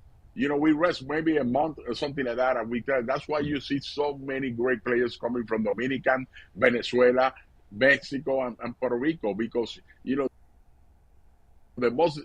you play because work in the things that you need to work, for the season. And that's why I always, when I play winter ball, I come back to spring training ready to go to play baseball. And that's why I recommend as a ex-player, I recommend the organization, when you have a player that have talent, they need to work in the little things, send him to winter ball, because it's going to be the best thing that's going to happen to him. That's right. That's how you get better out here. I will say this, and before we let you go, I do want to say, Carlos, one of the things that I enjoyed best about y'all was your swag. Yeah, to see black and brown people on the field with the jewelry, with the shoes, with the facial hair. I said, "Oh, listen, I could do that." They in the hood, we was wearing it just like that. Major League Baseball cats, and we started wearing them so much that they started having to blur them out on the music videos, and we was putting them to the back like y'all was doing it, man. Did y'all know y'all was cool back in the day? Did you know you was cool? we don't know. We just use it, to use it. But right now, that's everybody using it right now. Now that the player have the big leg, jewelry in there. I used to have one, but it wasn't that big. They got the Cuban chains on. But right now, they don't care how big it is. They play with a big thing like. I think they of him or his daughter or something like that, in the neck, and that's years change and everybody are doing a different, a different way. But I believe, that it's a swag, like you say. Last question to you, Carlos. Out of all the players on the Guardians roster, who's the one that you're most intrigued by? Well, I have to say Jose Ramirez. He's the captain. He's if Jose Ramirez got a base hit or got a double or got an RBI or hit a homer, our team changed completely. He's a guy that changed, our organization. Signing him, like what I said to you guys, in January or something like that, or in April when we signed him, that was the best move that the Cleveland Indians made this year. McNuggets, we're going to do some memories really quick. Yeah, we asked the internet for some of their favorite Carlos Baerga memories, and whenever we ask the internet a question, it's brought to you by PCC Airfoils. Are you looking for a job with career advancement and great benefits? PCC Airfoils is a leading manufacturer in Northeast Ohio. All locations of PCC Airfoils in Eastlake, Mentor, Wickliffe, and Minerva are hiring for all positions starting at $18 and up. Plus, get full benefit packages, paid time off, and a signing bonus. Apply online at precast.com/careers to learn more. And here's Bull. PC, PC, PC, PC, PCC, PC, PC, PC, PC, PCC Airfoils. Carlos, you don't have to understand that whatsoever. You don't have to understand it whatsoever. You're out there having too much fun. Okay. But we did ask the internet some of their favorite memories from your legendary Indians career. Let's take tagboard here for the first one. Jack says homering from both sides of the plate in the same inning against the Yankees, which we've already talked about. Anthony, let's punch right to the next one. The best moment. That's the best. Okay. How about Daniel Spitzer, off-field, him passing out autographed headshots for Halloween? Is that true? Yeah. I love to be with the fans. I love to be, anytime that I don't have anything to do. I always say that, we are playing this game because the fans come to the ballpark. And, why not to sign an autograph or take a picture with them? That's something special. I always say, don't do that. Or, in any sport, you're going to have problems. We have another memory like that. But first, we have this one from Toby Tyler. Having 200-plus hits, 20-plus homers, 100-plus RBIs, and batting 300 in back-to-back seasons. The last second baseman to have those stats was Roger Hornsby. Elite company, Carlos. Yes, I'm the first one to do it in the American League, and then the only one. They're still the only one in the American League to do it. I did it 2 years in a row. I did it my first year. About the last year that I did it, you know what happened? I was in the hospital for a week. I have an infection in my leg, They got, they got swelled up. So I spent almost a week, and I had to ask the doctor because I need one more hit to do the record again. So I need to ask the doctor, give me a permission to go and hit, and I come back to the hospital. You know what? They give me a permission. They put a. I went to get the base. I hit a bunt. The ball stayed right in the line. I got to first base, and from there, I went back to the hospital for 5 more days. That's what happened for me to get that record. That was something unbelievable that I'm never gonna forget about. That was a big moment. But you know what? I was going.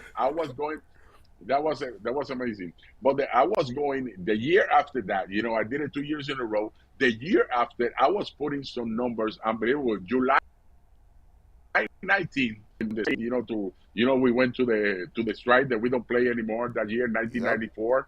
We was in first place, but I was having the best year of my career. I already have 90 homers, 80 RBIs in July. Ooh. In July, that was something special. So it was going to be the best year. I was hitting 324, if I don't remember, 334, something like that. So that was going to be like, having another year like that. So it was going to be special. Yeah, let's just say you're on pace for 200 home runs and 600 RBIs that season, and no one can prove us wrong. Yeah. And the last memory here from the internet comes from Damon. Carlos Baerga autographed the ball on a piece of paper back for me in 1995. It was at a luncheon for the most outstanding students in the area. I believe his wife was with him. Carlos and his wife had the iciest bracelets, rings, and watch on his wrist I ever seen. I told you. That drip. I told you. I seen it. Hey, shout out to Damon. Hey, I saw it too. That drip. Yeah. That was special, and at that time we everybody have it. Like right now it's bigger. Right now, like when you see Davey Ortiz in the ceremony, you see with that big necklace that we have and stuff like that, the watch, everything is how it is. It's a new style now. Yeah. Carlos, thank you so much for coming in. You were supposed to be in studio. The next time you in town, you got to come in, and we got to get you in here, man. We got to definitely get you in. I'm gonna be there with you guys. Thank you for having me. Go Guardians, okay? Let's go to the bumper, man. We need you guys. We need you guys at the bumper in the last run. That's right. Cleveland legend Carlos Baerga. Man, let me tell you that, man. That was, man. It was hot during that time. Man, bro, listen. I'm gonna tell you what, man. When the Browns left, the Cleveland Indians back then, they held it down for so many people. People don't know, like, people was devastated. Like, the Browns left, and I remember being in high school at that time, and me coming up, growing up playing football. Old. Yeah, I'm kind of old, man. I've been a little old. I was in high school, 95, 96, my whole high school career, I was playing football with no team to watch. Oh, yeah. Nothing. I remember. And it was just tough, man. And I'm going to tell you this. I was kind of when the Browns left, they was the Ravens, and it's just like, it's once again, you break up with your girl, you see her a couple more times, Yeah. And then you be watching. I'm watching them. They had Vinny Testaverde and Biner and them, and so I would still watch the Ravens until it was out of my system. And then about 97, I said I ain't watching them. No, I'm done with them. But the Indians during that time period. When you talk about that lineup, when you talk about Lofton, Baerga, we forgetting guys like Paul Sorrento. Guys that was tertiary guys that wasn't really even the main dudes, but that lineup is. They had a crew. It's just it's the best lineup I've ever seen. There's no question they had a crew. Y'all talk about it. That made me feel like I missed out on. Oh, you missed. You missed out. You missed. It was hot around here. It was. It was hot. The Indians at the time was much watched TV. It was electric. It was like watching baseball players, but they was like basketball players. Right. Because they was putting numbers on the board. They looked the part. They was intimidating. Iced out. Look, they wasn't playing no games, man. They would come in and intimidate you into giving them 15 runs. Right. It's like, you gonna let us get up here and get our money off. You had free agents. That's the last time free agents wanted to sign and come to Cleveland that I can remember in any sport, really. Right? They just, Winfield, Hershiser, all them showed Dennis up here. Martinez, Eddie Murray, all them showed up here. I mean, because it was that hot here, right? 94, then you got 95, and then you had the 96, 97. But the thing, and he said it, back then you had Jacobs Field, right? State of the art. People used to, before that, we would go to, my dad used to take us in a van because he was a hot soft baseball coach. He'd take us to Pittsburgh. But, man, you come up here to Cleveland, man. Oh, Jacobs Field was hot. Hot. And so I know in a couple of weeks, a week or so, we're going to have Neil Weiss and the Guardians on set with us or online now to how we plan it, to explain about the new progressive field expansion project and what all is happening here. But this was, to G's point, when Jacobs Field, it was state of the art. I mean, this thing was, you couldn't even get a ticket to go down here. That's how hot it was. If you got in the building, it was unbelievable. And to be honest, that motivated Art Modell. When you look at it, the Gateway Project came, and they not only gave the Indians, you walked across the catwalk, and you were right over in Gund Arena. Yeah. And I'm like, man, this thing is decked out. Not only did they get that, they came with new uniforms. They came with the new uniforms, which is those Indians uniforms, with especially the blue ones, the alternate third blue one with the red Indians across. Yeah. It was iconic, bro. I mean, them uniforms, along with the pants and just how they was moving at that time, and put it in perspective too. I don't think people understand this. Kenny Lofton had a signature shoe. Like, to put it in perspective, this is a baseball player. Right. He had a signature Nike deal. Like, it was him and Ken Griffey Jr. Them is the only baseball players that they had was getting money off like that. And it was, I wouldn't buy. I was like, yo, I gotta get them shoes. I gotta get them. That's how dope they was. That's how ahead of their time they were.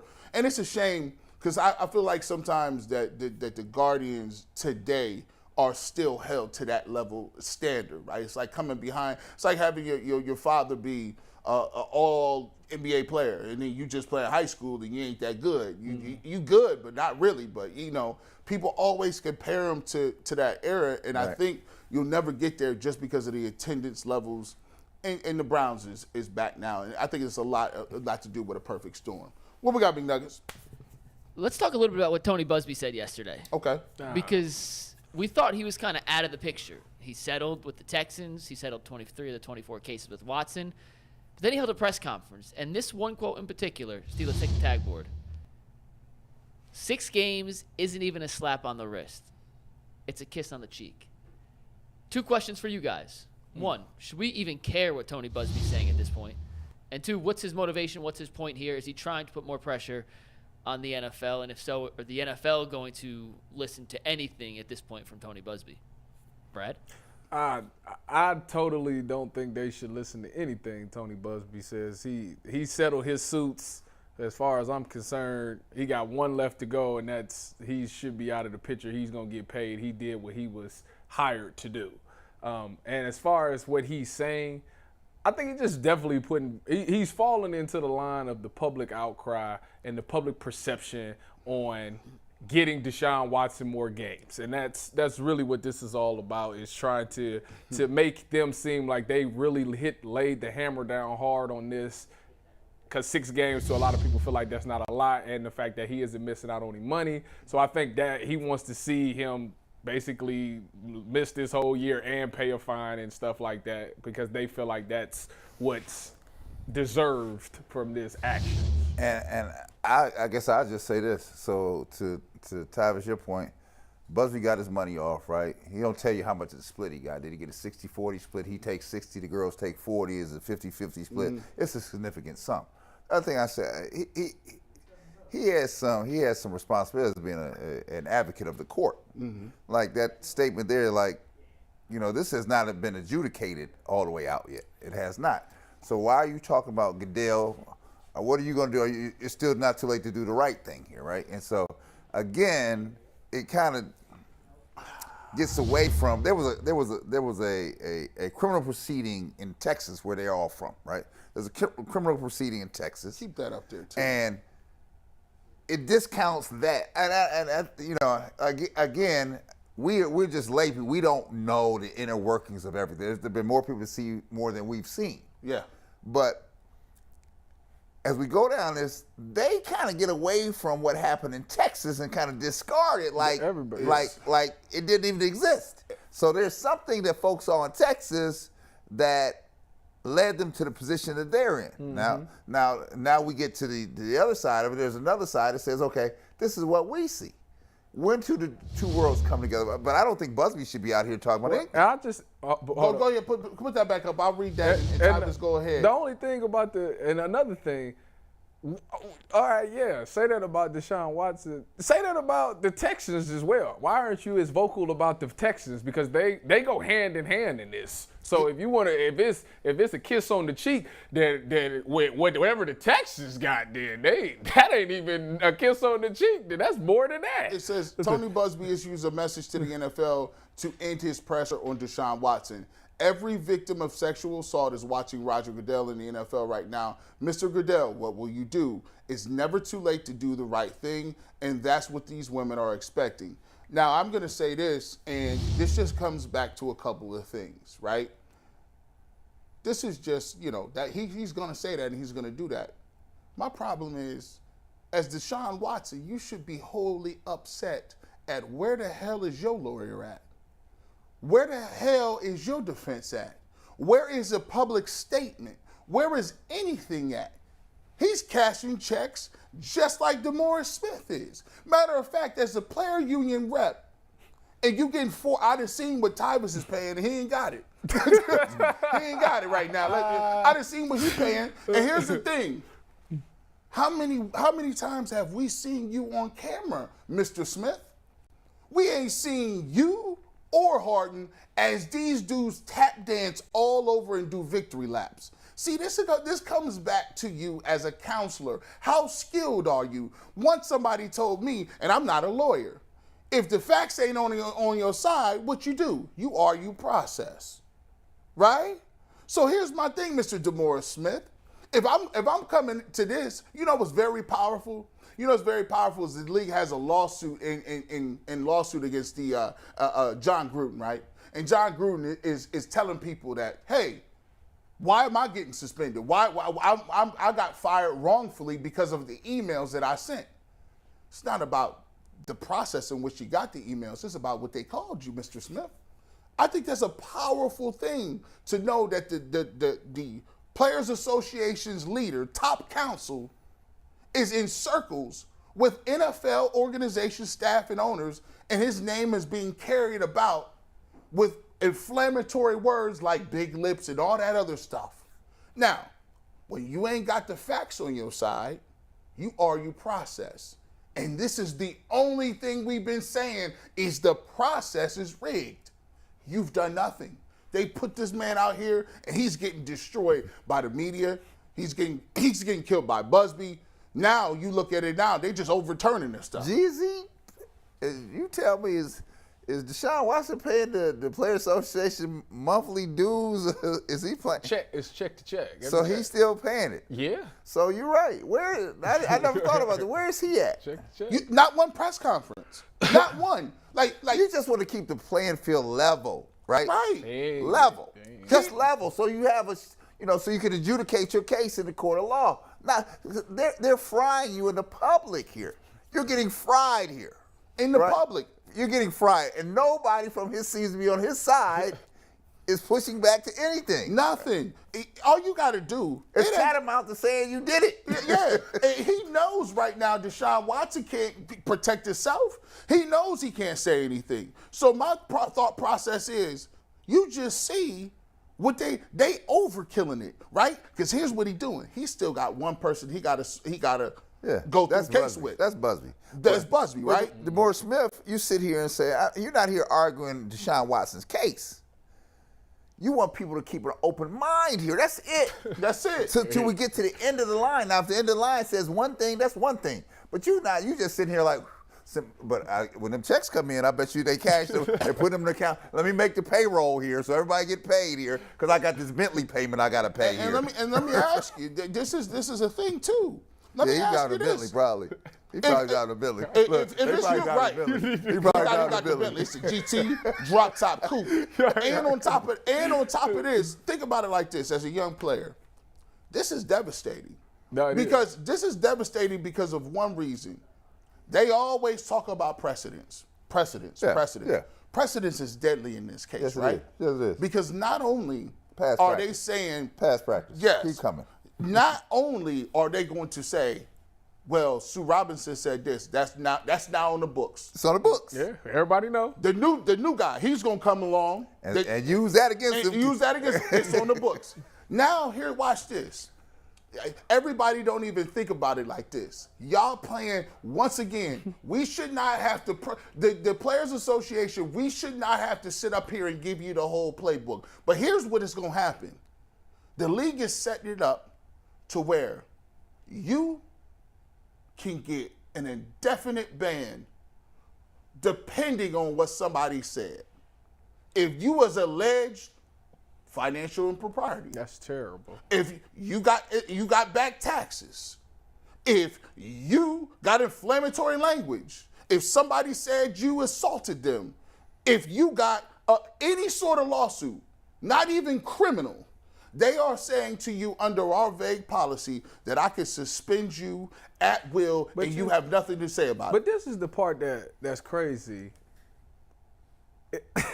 If you go to a grand jury and they let you walk away, why is it that if they can't do anything for you, why does the NFL get to do something because to you? you always that makes no sense to me. You always like that should be the end of it. Well, you're gonna be guilty, and the only thing like that how you matters. go?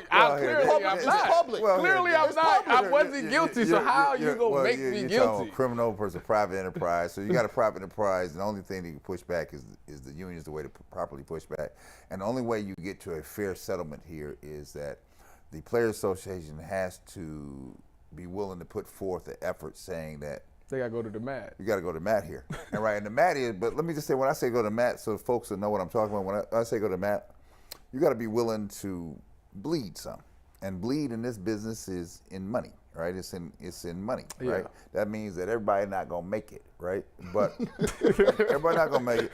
Be clear. Everybody not going to make it. They're not going to make it. So we're going to be out some money, right? And it's not just the players. Right. Oh, the oldest will be too. No. When you take down the group, we taking you down in season. So everybody going to lose. The people that work concession stands going to lose. Mm-hmm. The city gonna lose on the parking tax, the admissions tax. Everybody gonna lose, right? So you're gonna bring all arms to bear, not to bring them down, but bring it to the table so we can have a real discussion about how this thing gonna end. But it requires you to have leadership at the top that understands what's happening here. It's too much money. Let me be clear. You damn sure ain't making more than the baseball boys. That's true. You damn sure ain't making more than the NBA boys. But they got more. They got more saved already than the NFL does. Here. Yeah, they do. Here, we not dumb. You run around here getting CTE and we got guaranteed contracts. I'm like, how you not having a guaranteed contract? And you got a shorter lifespan than I got. Right? And my thing is too, sometimes as a leader, if you're gonna be at the head of the leader, what you got to do is you got to be the face of it. Well, see, he can't be the face of it. Well, DeMaurice Smith actually talked about this. He was like, he came in, I forget what team I was playing for, but he came in and he was talking about, this is before the lockdown went in. Got you. And he was saying, he was like, if y'all want to do this, if y'all want to negotiate, y'all got to be willing to give up something. Y'all want fully guaranteed contracts. But I'm telling you right now, the first thing that them owners is going to say is we're not paying the pension plans anymore. And they're like, so you got to give up something to get something. Here's the carrot. That's what he said. He literally came in there and said that. Here, let me tell you how this works. It's very simplistic. Unless your top boys at the top are ready to do some bleeding, that's Brady, that's all of them. Rodgers. If they not at the tip top saying, this hour's going to go down, trust me and believe that it's going to go down. And if they don't do that, see, because what they do, Tyvis, is make sure we peel off a few. And they sit over and say, well, guess what? I'm good. I got mine. That's your problem. That's not necessarily oh, yes, how it true. Because they actually, the people that make a lot of money, they are. they shave off some money. Let me tell you. No, listen. No. When Isaiah Thomas comes on this show, I'm going to have him explain to you how it works. I can't even talk no more. Hey, we got to get to top 5. Bouncing you out of here. Big Nuggets, what's the top 5? Whose top 5 is this today? It is my top 5 today. Okay. As always, when we do top 5, it's brought to you by Roundstone Insurance. Roundstone offers a better alternative for affordable quality health care. For more than a decade, Roundstone Insurance has been saving small and mid-sized businesses money up to 20%, yet 20%. Contact us today to learn how you can get great health care benefits that your employees will love and save money too. What would you do if I sang out of tune? Would you roll a round stone on me? Would you? He just asked the question at the end. Wait a minute. I can't get my thought out. Let him get his hold on. Mike, let him get his piece off. Listen, Get your piece off. can you spare 15 minutes, 15 seconds, my good sir, for this man? Get his money. So when the lockout was going to be a thing, what they did was they held our Madden checks. The Madden checks is anywhere from 16 to 18,000, right?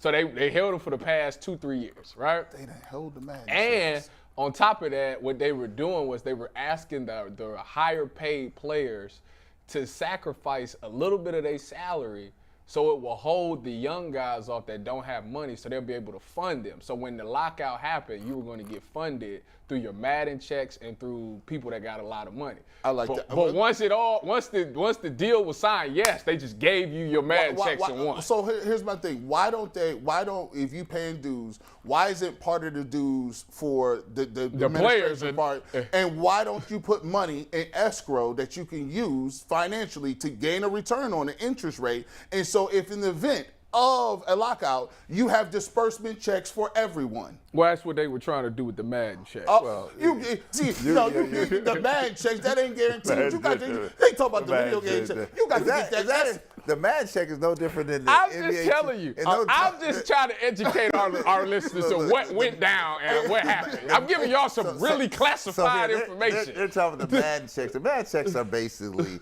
the video game checks, which are no different than the NBA 2K checks that we still getting today. So I don't know what you're talking about. But I would say I feel bad. Nuggets, you can go ahead. Go ahead with your top 5. Because I ain't getting no checks from the NCAA. We're going to talk about the possible Browns paint job for the field. We'll do that Monday. We don't have time for that today. We'll do it Monday. Okay. But it got me thinking because the logos on the field, what are the best NFL logos? Tyvis has played for 2 of my favorite 5. So let's get to the first one. Out of 8 teams, I'm sure I did. San Francisco 49ers. I did like that goal. Classic. The colors work. The simple SF, it works. I do like that goal. I like it, and I like the fact that they got multiple alternates. They just get their money off like they want to. My favorite one was them all white ones. Those are crisp. Debo Smith be looking crazy. Debo Samuels be looking in there. Debo Smith. That sounds like Samuels. Debo Smith is a dude that beat people up at lunchtime. All right, number 4, Tyvis's former team, quick stint, the Houston Texans. I was there for a week. You like them? I do like that, yeah. Like it's it. got See, Texas stars. That's his Texas roots. Hey, did he get that Texas A&M love off on that? Yeah, It was sneaky too. He definitely did. It don't really look like a Texas logo, so here you go. It's a good logo. It's a good logo. I guess if you're from Texas, it is. Yeah, if you're from Texas. I'm not from. People think I'm from Texas. I'm not actually from Texas. You've been brainwashed down I am here. wearing a Relax. Dallas shirt though. We decided we drive around Texas or fly over. I see you, Mikey. Hey, 2 wins. They beat the Sky and the Aces. 1 and 2 in the league. I the last saw couple you. nights. I saw you. You got your money's worth down there. Yes, you did. Hey, There we go. it's a couple prospects. It was a couple prospects. That was it. That was there. I mean, is that in the are they AAA? You plan on moving some of them up, or what we doing? You talking about in the wedding pick? Yeah, it's a couple prospects. Hey, listen. It's a whole minor league system. You got to keep Okay. We got a nice Brown system. Bring them to the ranks then. All right. All right, number 3. The Tampa Bay Buccaneers. I love this logo. Yeah, On the fire. side of the matte like it. gray helmet, it looks absolutely beautiful. Now, Jay, I would have pointed to Jay and say, give me a Tampa Bay Buccaneers story, because he got like 9,000 of them. But I will say the Buccaneers is dope. And they got crazy. I like the fact that the decal is huge on the helmet, too. Yeah. I like them. Tyvis, you got a problem with them? I don't. I actually don't. I like everything about them. Their stadium is nice. They got their own little player section that got names. Really? Yeah. Oh, it's dope. It's like Brady's bunch or something like that. It's like a certain section there. It's dope. You got to see it. You got to go down there and see it. You got to pay for it, but it's all good. Yeah. You got to pay for it. That's a little extra. You ain't get that off. You ain't get that off. Well, we got this number was two. number 2. We got number 2, the Buffalo Bills. The blue on red. What is that? Charging forward. It's a phenomenal logo. I'm not standing for any slander here. Wow. Man, there's a couple. You know what though? You from Jersey, right? I am from Jersey. That's what this is about. This is close. I'm a Giants fan. You know, I'm the my Giants are not head on this side list. to side. I'd Tampa Bay better than that. That might be that might be 5 for me. Hey man, what's your life like? Shout out to Shotgun Suge, man. Jersey stand up, man. I think there's a definitive number 1 though. Real quick before we show number 1, G. Bush, what's your number 1 NFL logo? I would probably say I actually like the Panthers logo kind of a little bit. Like I like their colors and I think it's just big and huge. Brett? I'm a classic dude. I love the Browns. I just like their little elf. That's all. If we can get the elf back, we good. The elf wasn't in this though. That's not. That's it's the logo. The hottest logo. That's it their is. logo. No, it is. And if it was on there, it'd be number 1. It'd be No, one. if you've been in the game for a long time, that's their logo. Yeah. Tyvis, what's your favorite NFL logo before I give you my number 1? All 8 of them that I played for. Oh, look at him. He's trying to Well, I don't think you played for this team, but let's take it, Steve. The undisputed number 1 logo in the NFL. The Raiders. Hey, Yeah. That is fire. You can't. Man, the cultural significance. I'm about to say that's a cultural thing for Like, the sure. cultural significance, like you gotta understand. You want nobody, any black person would not argue that at all. People was dying for the Raiders. for Raiders starter jackets. Yes. Them things came out and they was just like, it's sweat. You couldn't, as a matter of fact, the crazy thing about it is, ironically, if you talk about California, you can't wear none of them hats in California anyway. Like, California has so many different gangs that are affiliated with hats. Yeah. So you can't wear any of it. Like, you just kind of like wear neutral stuff and stay in areas that don't have violence. Keep the colors down. No, just wear black and neutral stuff. White hats are good. You definitely got number 1 correct. Number 1 is dope. This wasn't a bad list. It was not a bad list. That Bill was, I don't know what you talking about. But the rest of them pretty solid. If I hit 80% with you guys, that's a dub. Hey, That's a dub. we give you all the credit in the world, Mike. Yeah, we give you credit for that. Thank you. Well, hey, we're going to skip good bet, bad bet today because you guys all gave us the exact same bets. All right. No matter what happens, we're going exactly. y'all. No standing changes. That's funny. So let's I'm get trying to to final catch up. takes. And Tyvis, you want to start us off? Tyvis, you up? I started off. I gotta wait. Oh, there you go. It's every day now. Every day. I gotta wait on Tyvis. It's quick. You don't have to wait for the record. No, I do. That's his Yes, I thing. do. He wants his FaceTime. Go ahead, give him his FaceTime. Look. Steve, come to me on his camera too when it's my time, please. Let me get it out. All right. Final take today for me is, if everybody was watching the news yesterday outside of the Deshaun Watson thing, and you got to see Brittney Griner and what happened with her situation right there. She got 9 years for a pen, which I'm not a smoker. I've never smoked, but a pen, like that's one of those things to me that you could kind of just throw it on the ground, step on, and their day is ruined. It's less than a gram. Less than a gram. Mm-hmm. So to see her get 9 years, and my thing about it is, she's in a double negative, a minority. It's a woman. This is a black woman who's a lesbian, and it's like the U.S. hasn't done anything to try to help her get back home. They're trying. They're trying, but if it was somebody else, Taylor Swift, LeBron James, somebody of those magnitudes, I don't think it'd be even worse. I think they'd have been home a long time ago. But it's unfortunate to see somebody serve that long of a sentence for something that light to me. So my prayers is out for her. I hope the U.S. do find a way to negotiate a way to get her back home, because that's just outrageous to me. All right. Well, listen. I looked at it, man. It's hard to see. You talk about 10 years of your life, and I was listening to her statement, and it's heartbreaking sometimes, because I seriously don't think people understand that there's a set of rules you gotta toe, and they don't get it until you're there looking at them bars, right? Right. So I would say, and I say this to Tyvis, I'm glad he brought it up, because out of anything else, that's somebody's child, right? And when you're in a situation where your freedom is taken away and you see her locked in that cage, because you're locked in that cage. Yeah, it's basically what she was locked in the cage. And be clear, and I've said it before, the politics behind the scene are going on right now. Brittney Griner's coming home. They're going to come on. The United States is going to give up something substantial to get her home, right? It's going to take some time. You don't think Putin is taking great joy in this? See, I have played and I was on Magic Johnson's tour team. We went to Moscow and played in front of the Kremlin in a USA versus United States basketball game in the summertime friendly game. It was on an elevated stage outside in front of the Kremlin with 20,000 people surrounding the court. This was Sabonis and all them, right? Mm-hmm. And I swear I'm sitting there talking to Michael Cooper. I'm like, man, I'm looking around with that. I'm like, something ain't right here. We got to get up out of here, right? I couldn't wait till that plane got up out of there because it was just different. You could tell it was different. Mm-hmm. So, so you find out when you go to other parts of the country, things happen to you. So be clear. If you don't think the Biden administration is working on this behind the scenes, they're here. And he's slow walking it because he's trying to extract something from them. Why? Because we're funding the people in Ukraine to keep firing on them, right? Mm-hmm. So this is going to take a minute. They're going to slow walk this. So she's not coming home anytime soon, but she coming, right? But be clear, if you don't think this is on their agenda, it's definitely on their agenda. It's a heartache for everybody involved in it. So let me go to this, and I'm gonna be quick and succinct. You heard some of it before. I'm not a person that's gonna sit here and advocate for Deshaun Watson and what he did or did not do. I have no damn idea what he did or what he did not do. I can read though. What I am a proponent of is a fair process for everybody involved, right? And I don't ever like it when it's one-sided. And the league must think I'm stupid because I'm not.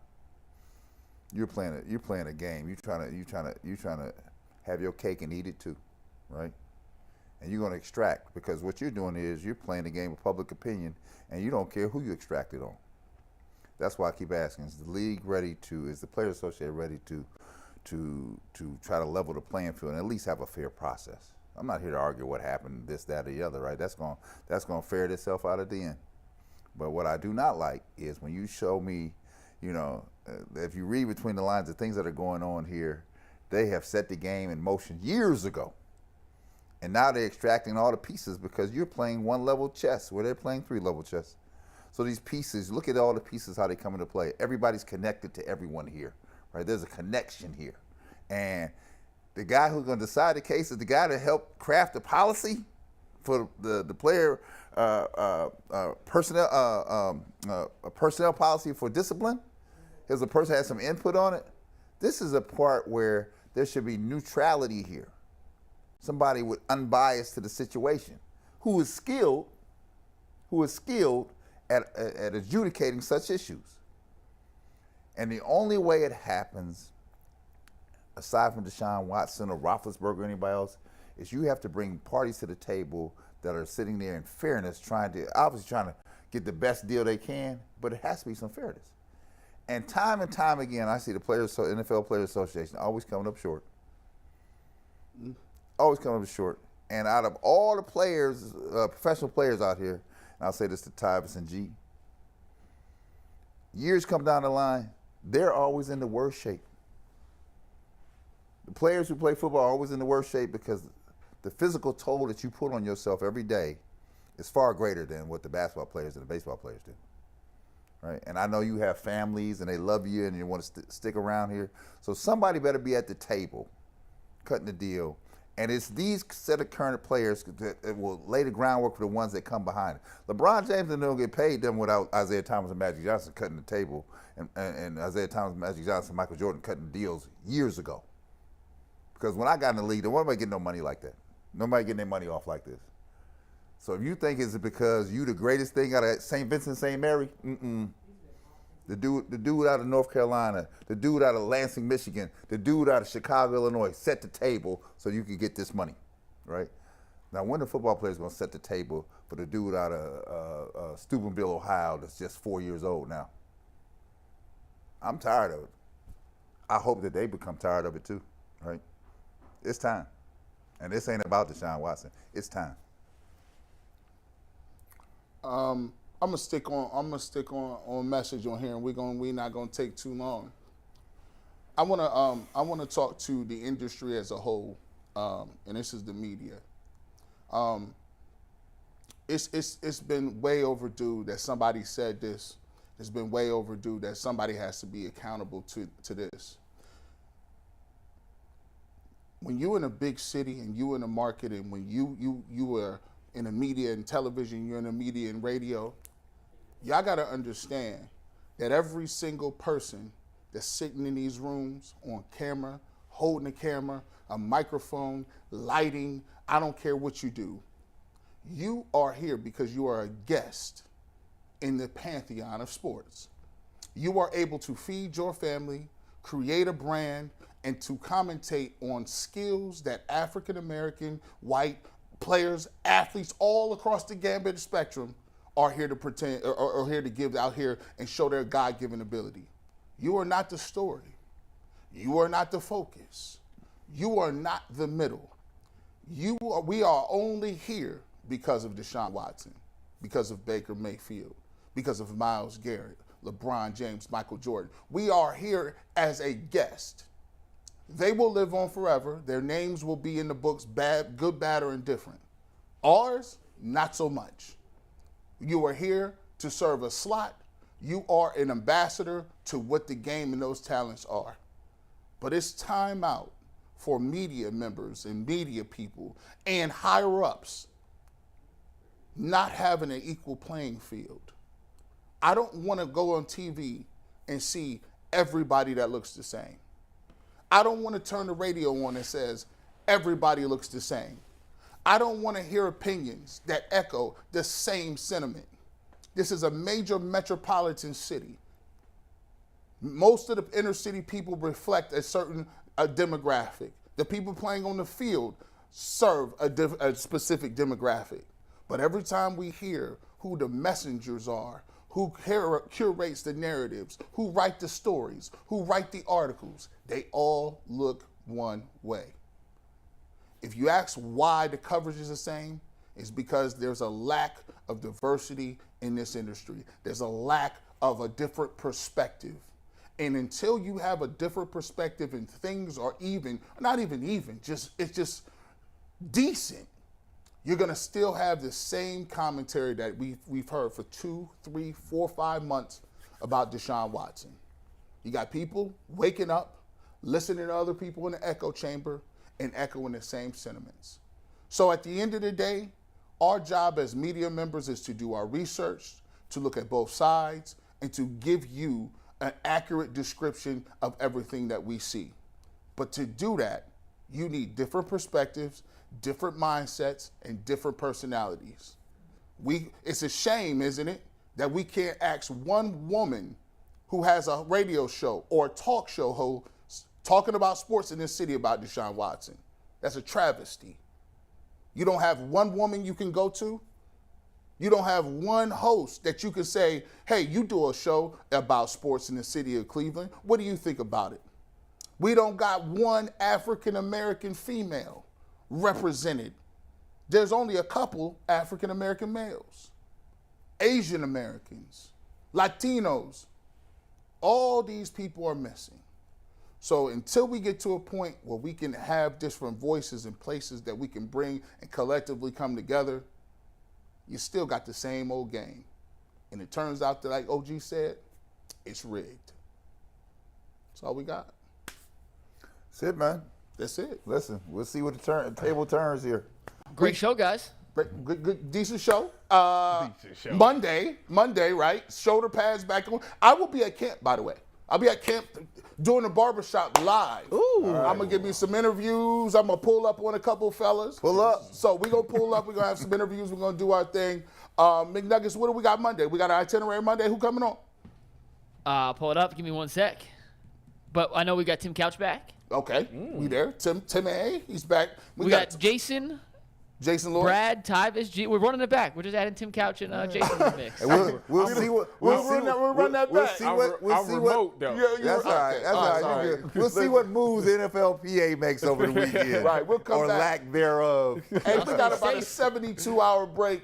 We gonna catch y'all later. And this is G. Bush, a.k.a. Black Suede, signing off from the 2023 Essence Festival. Somebody better be sitting in Delaware.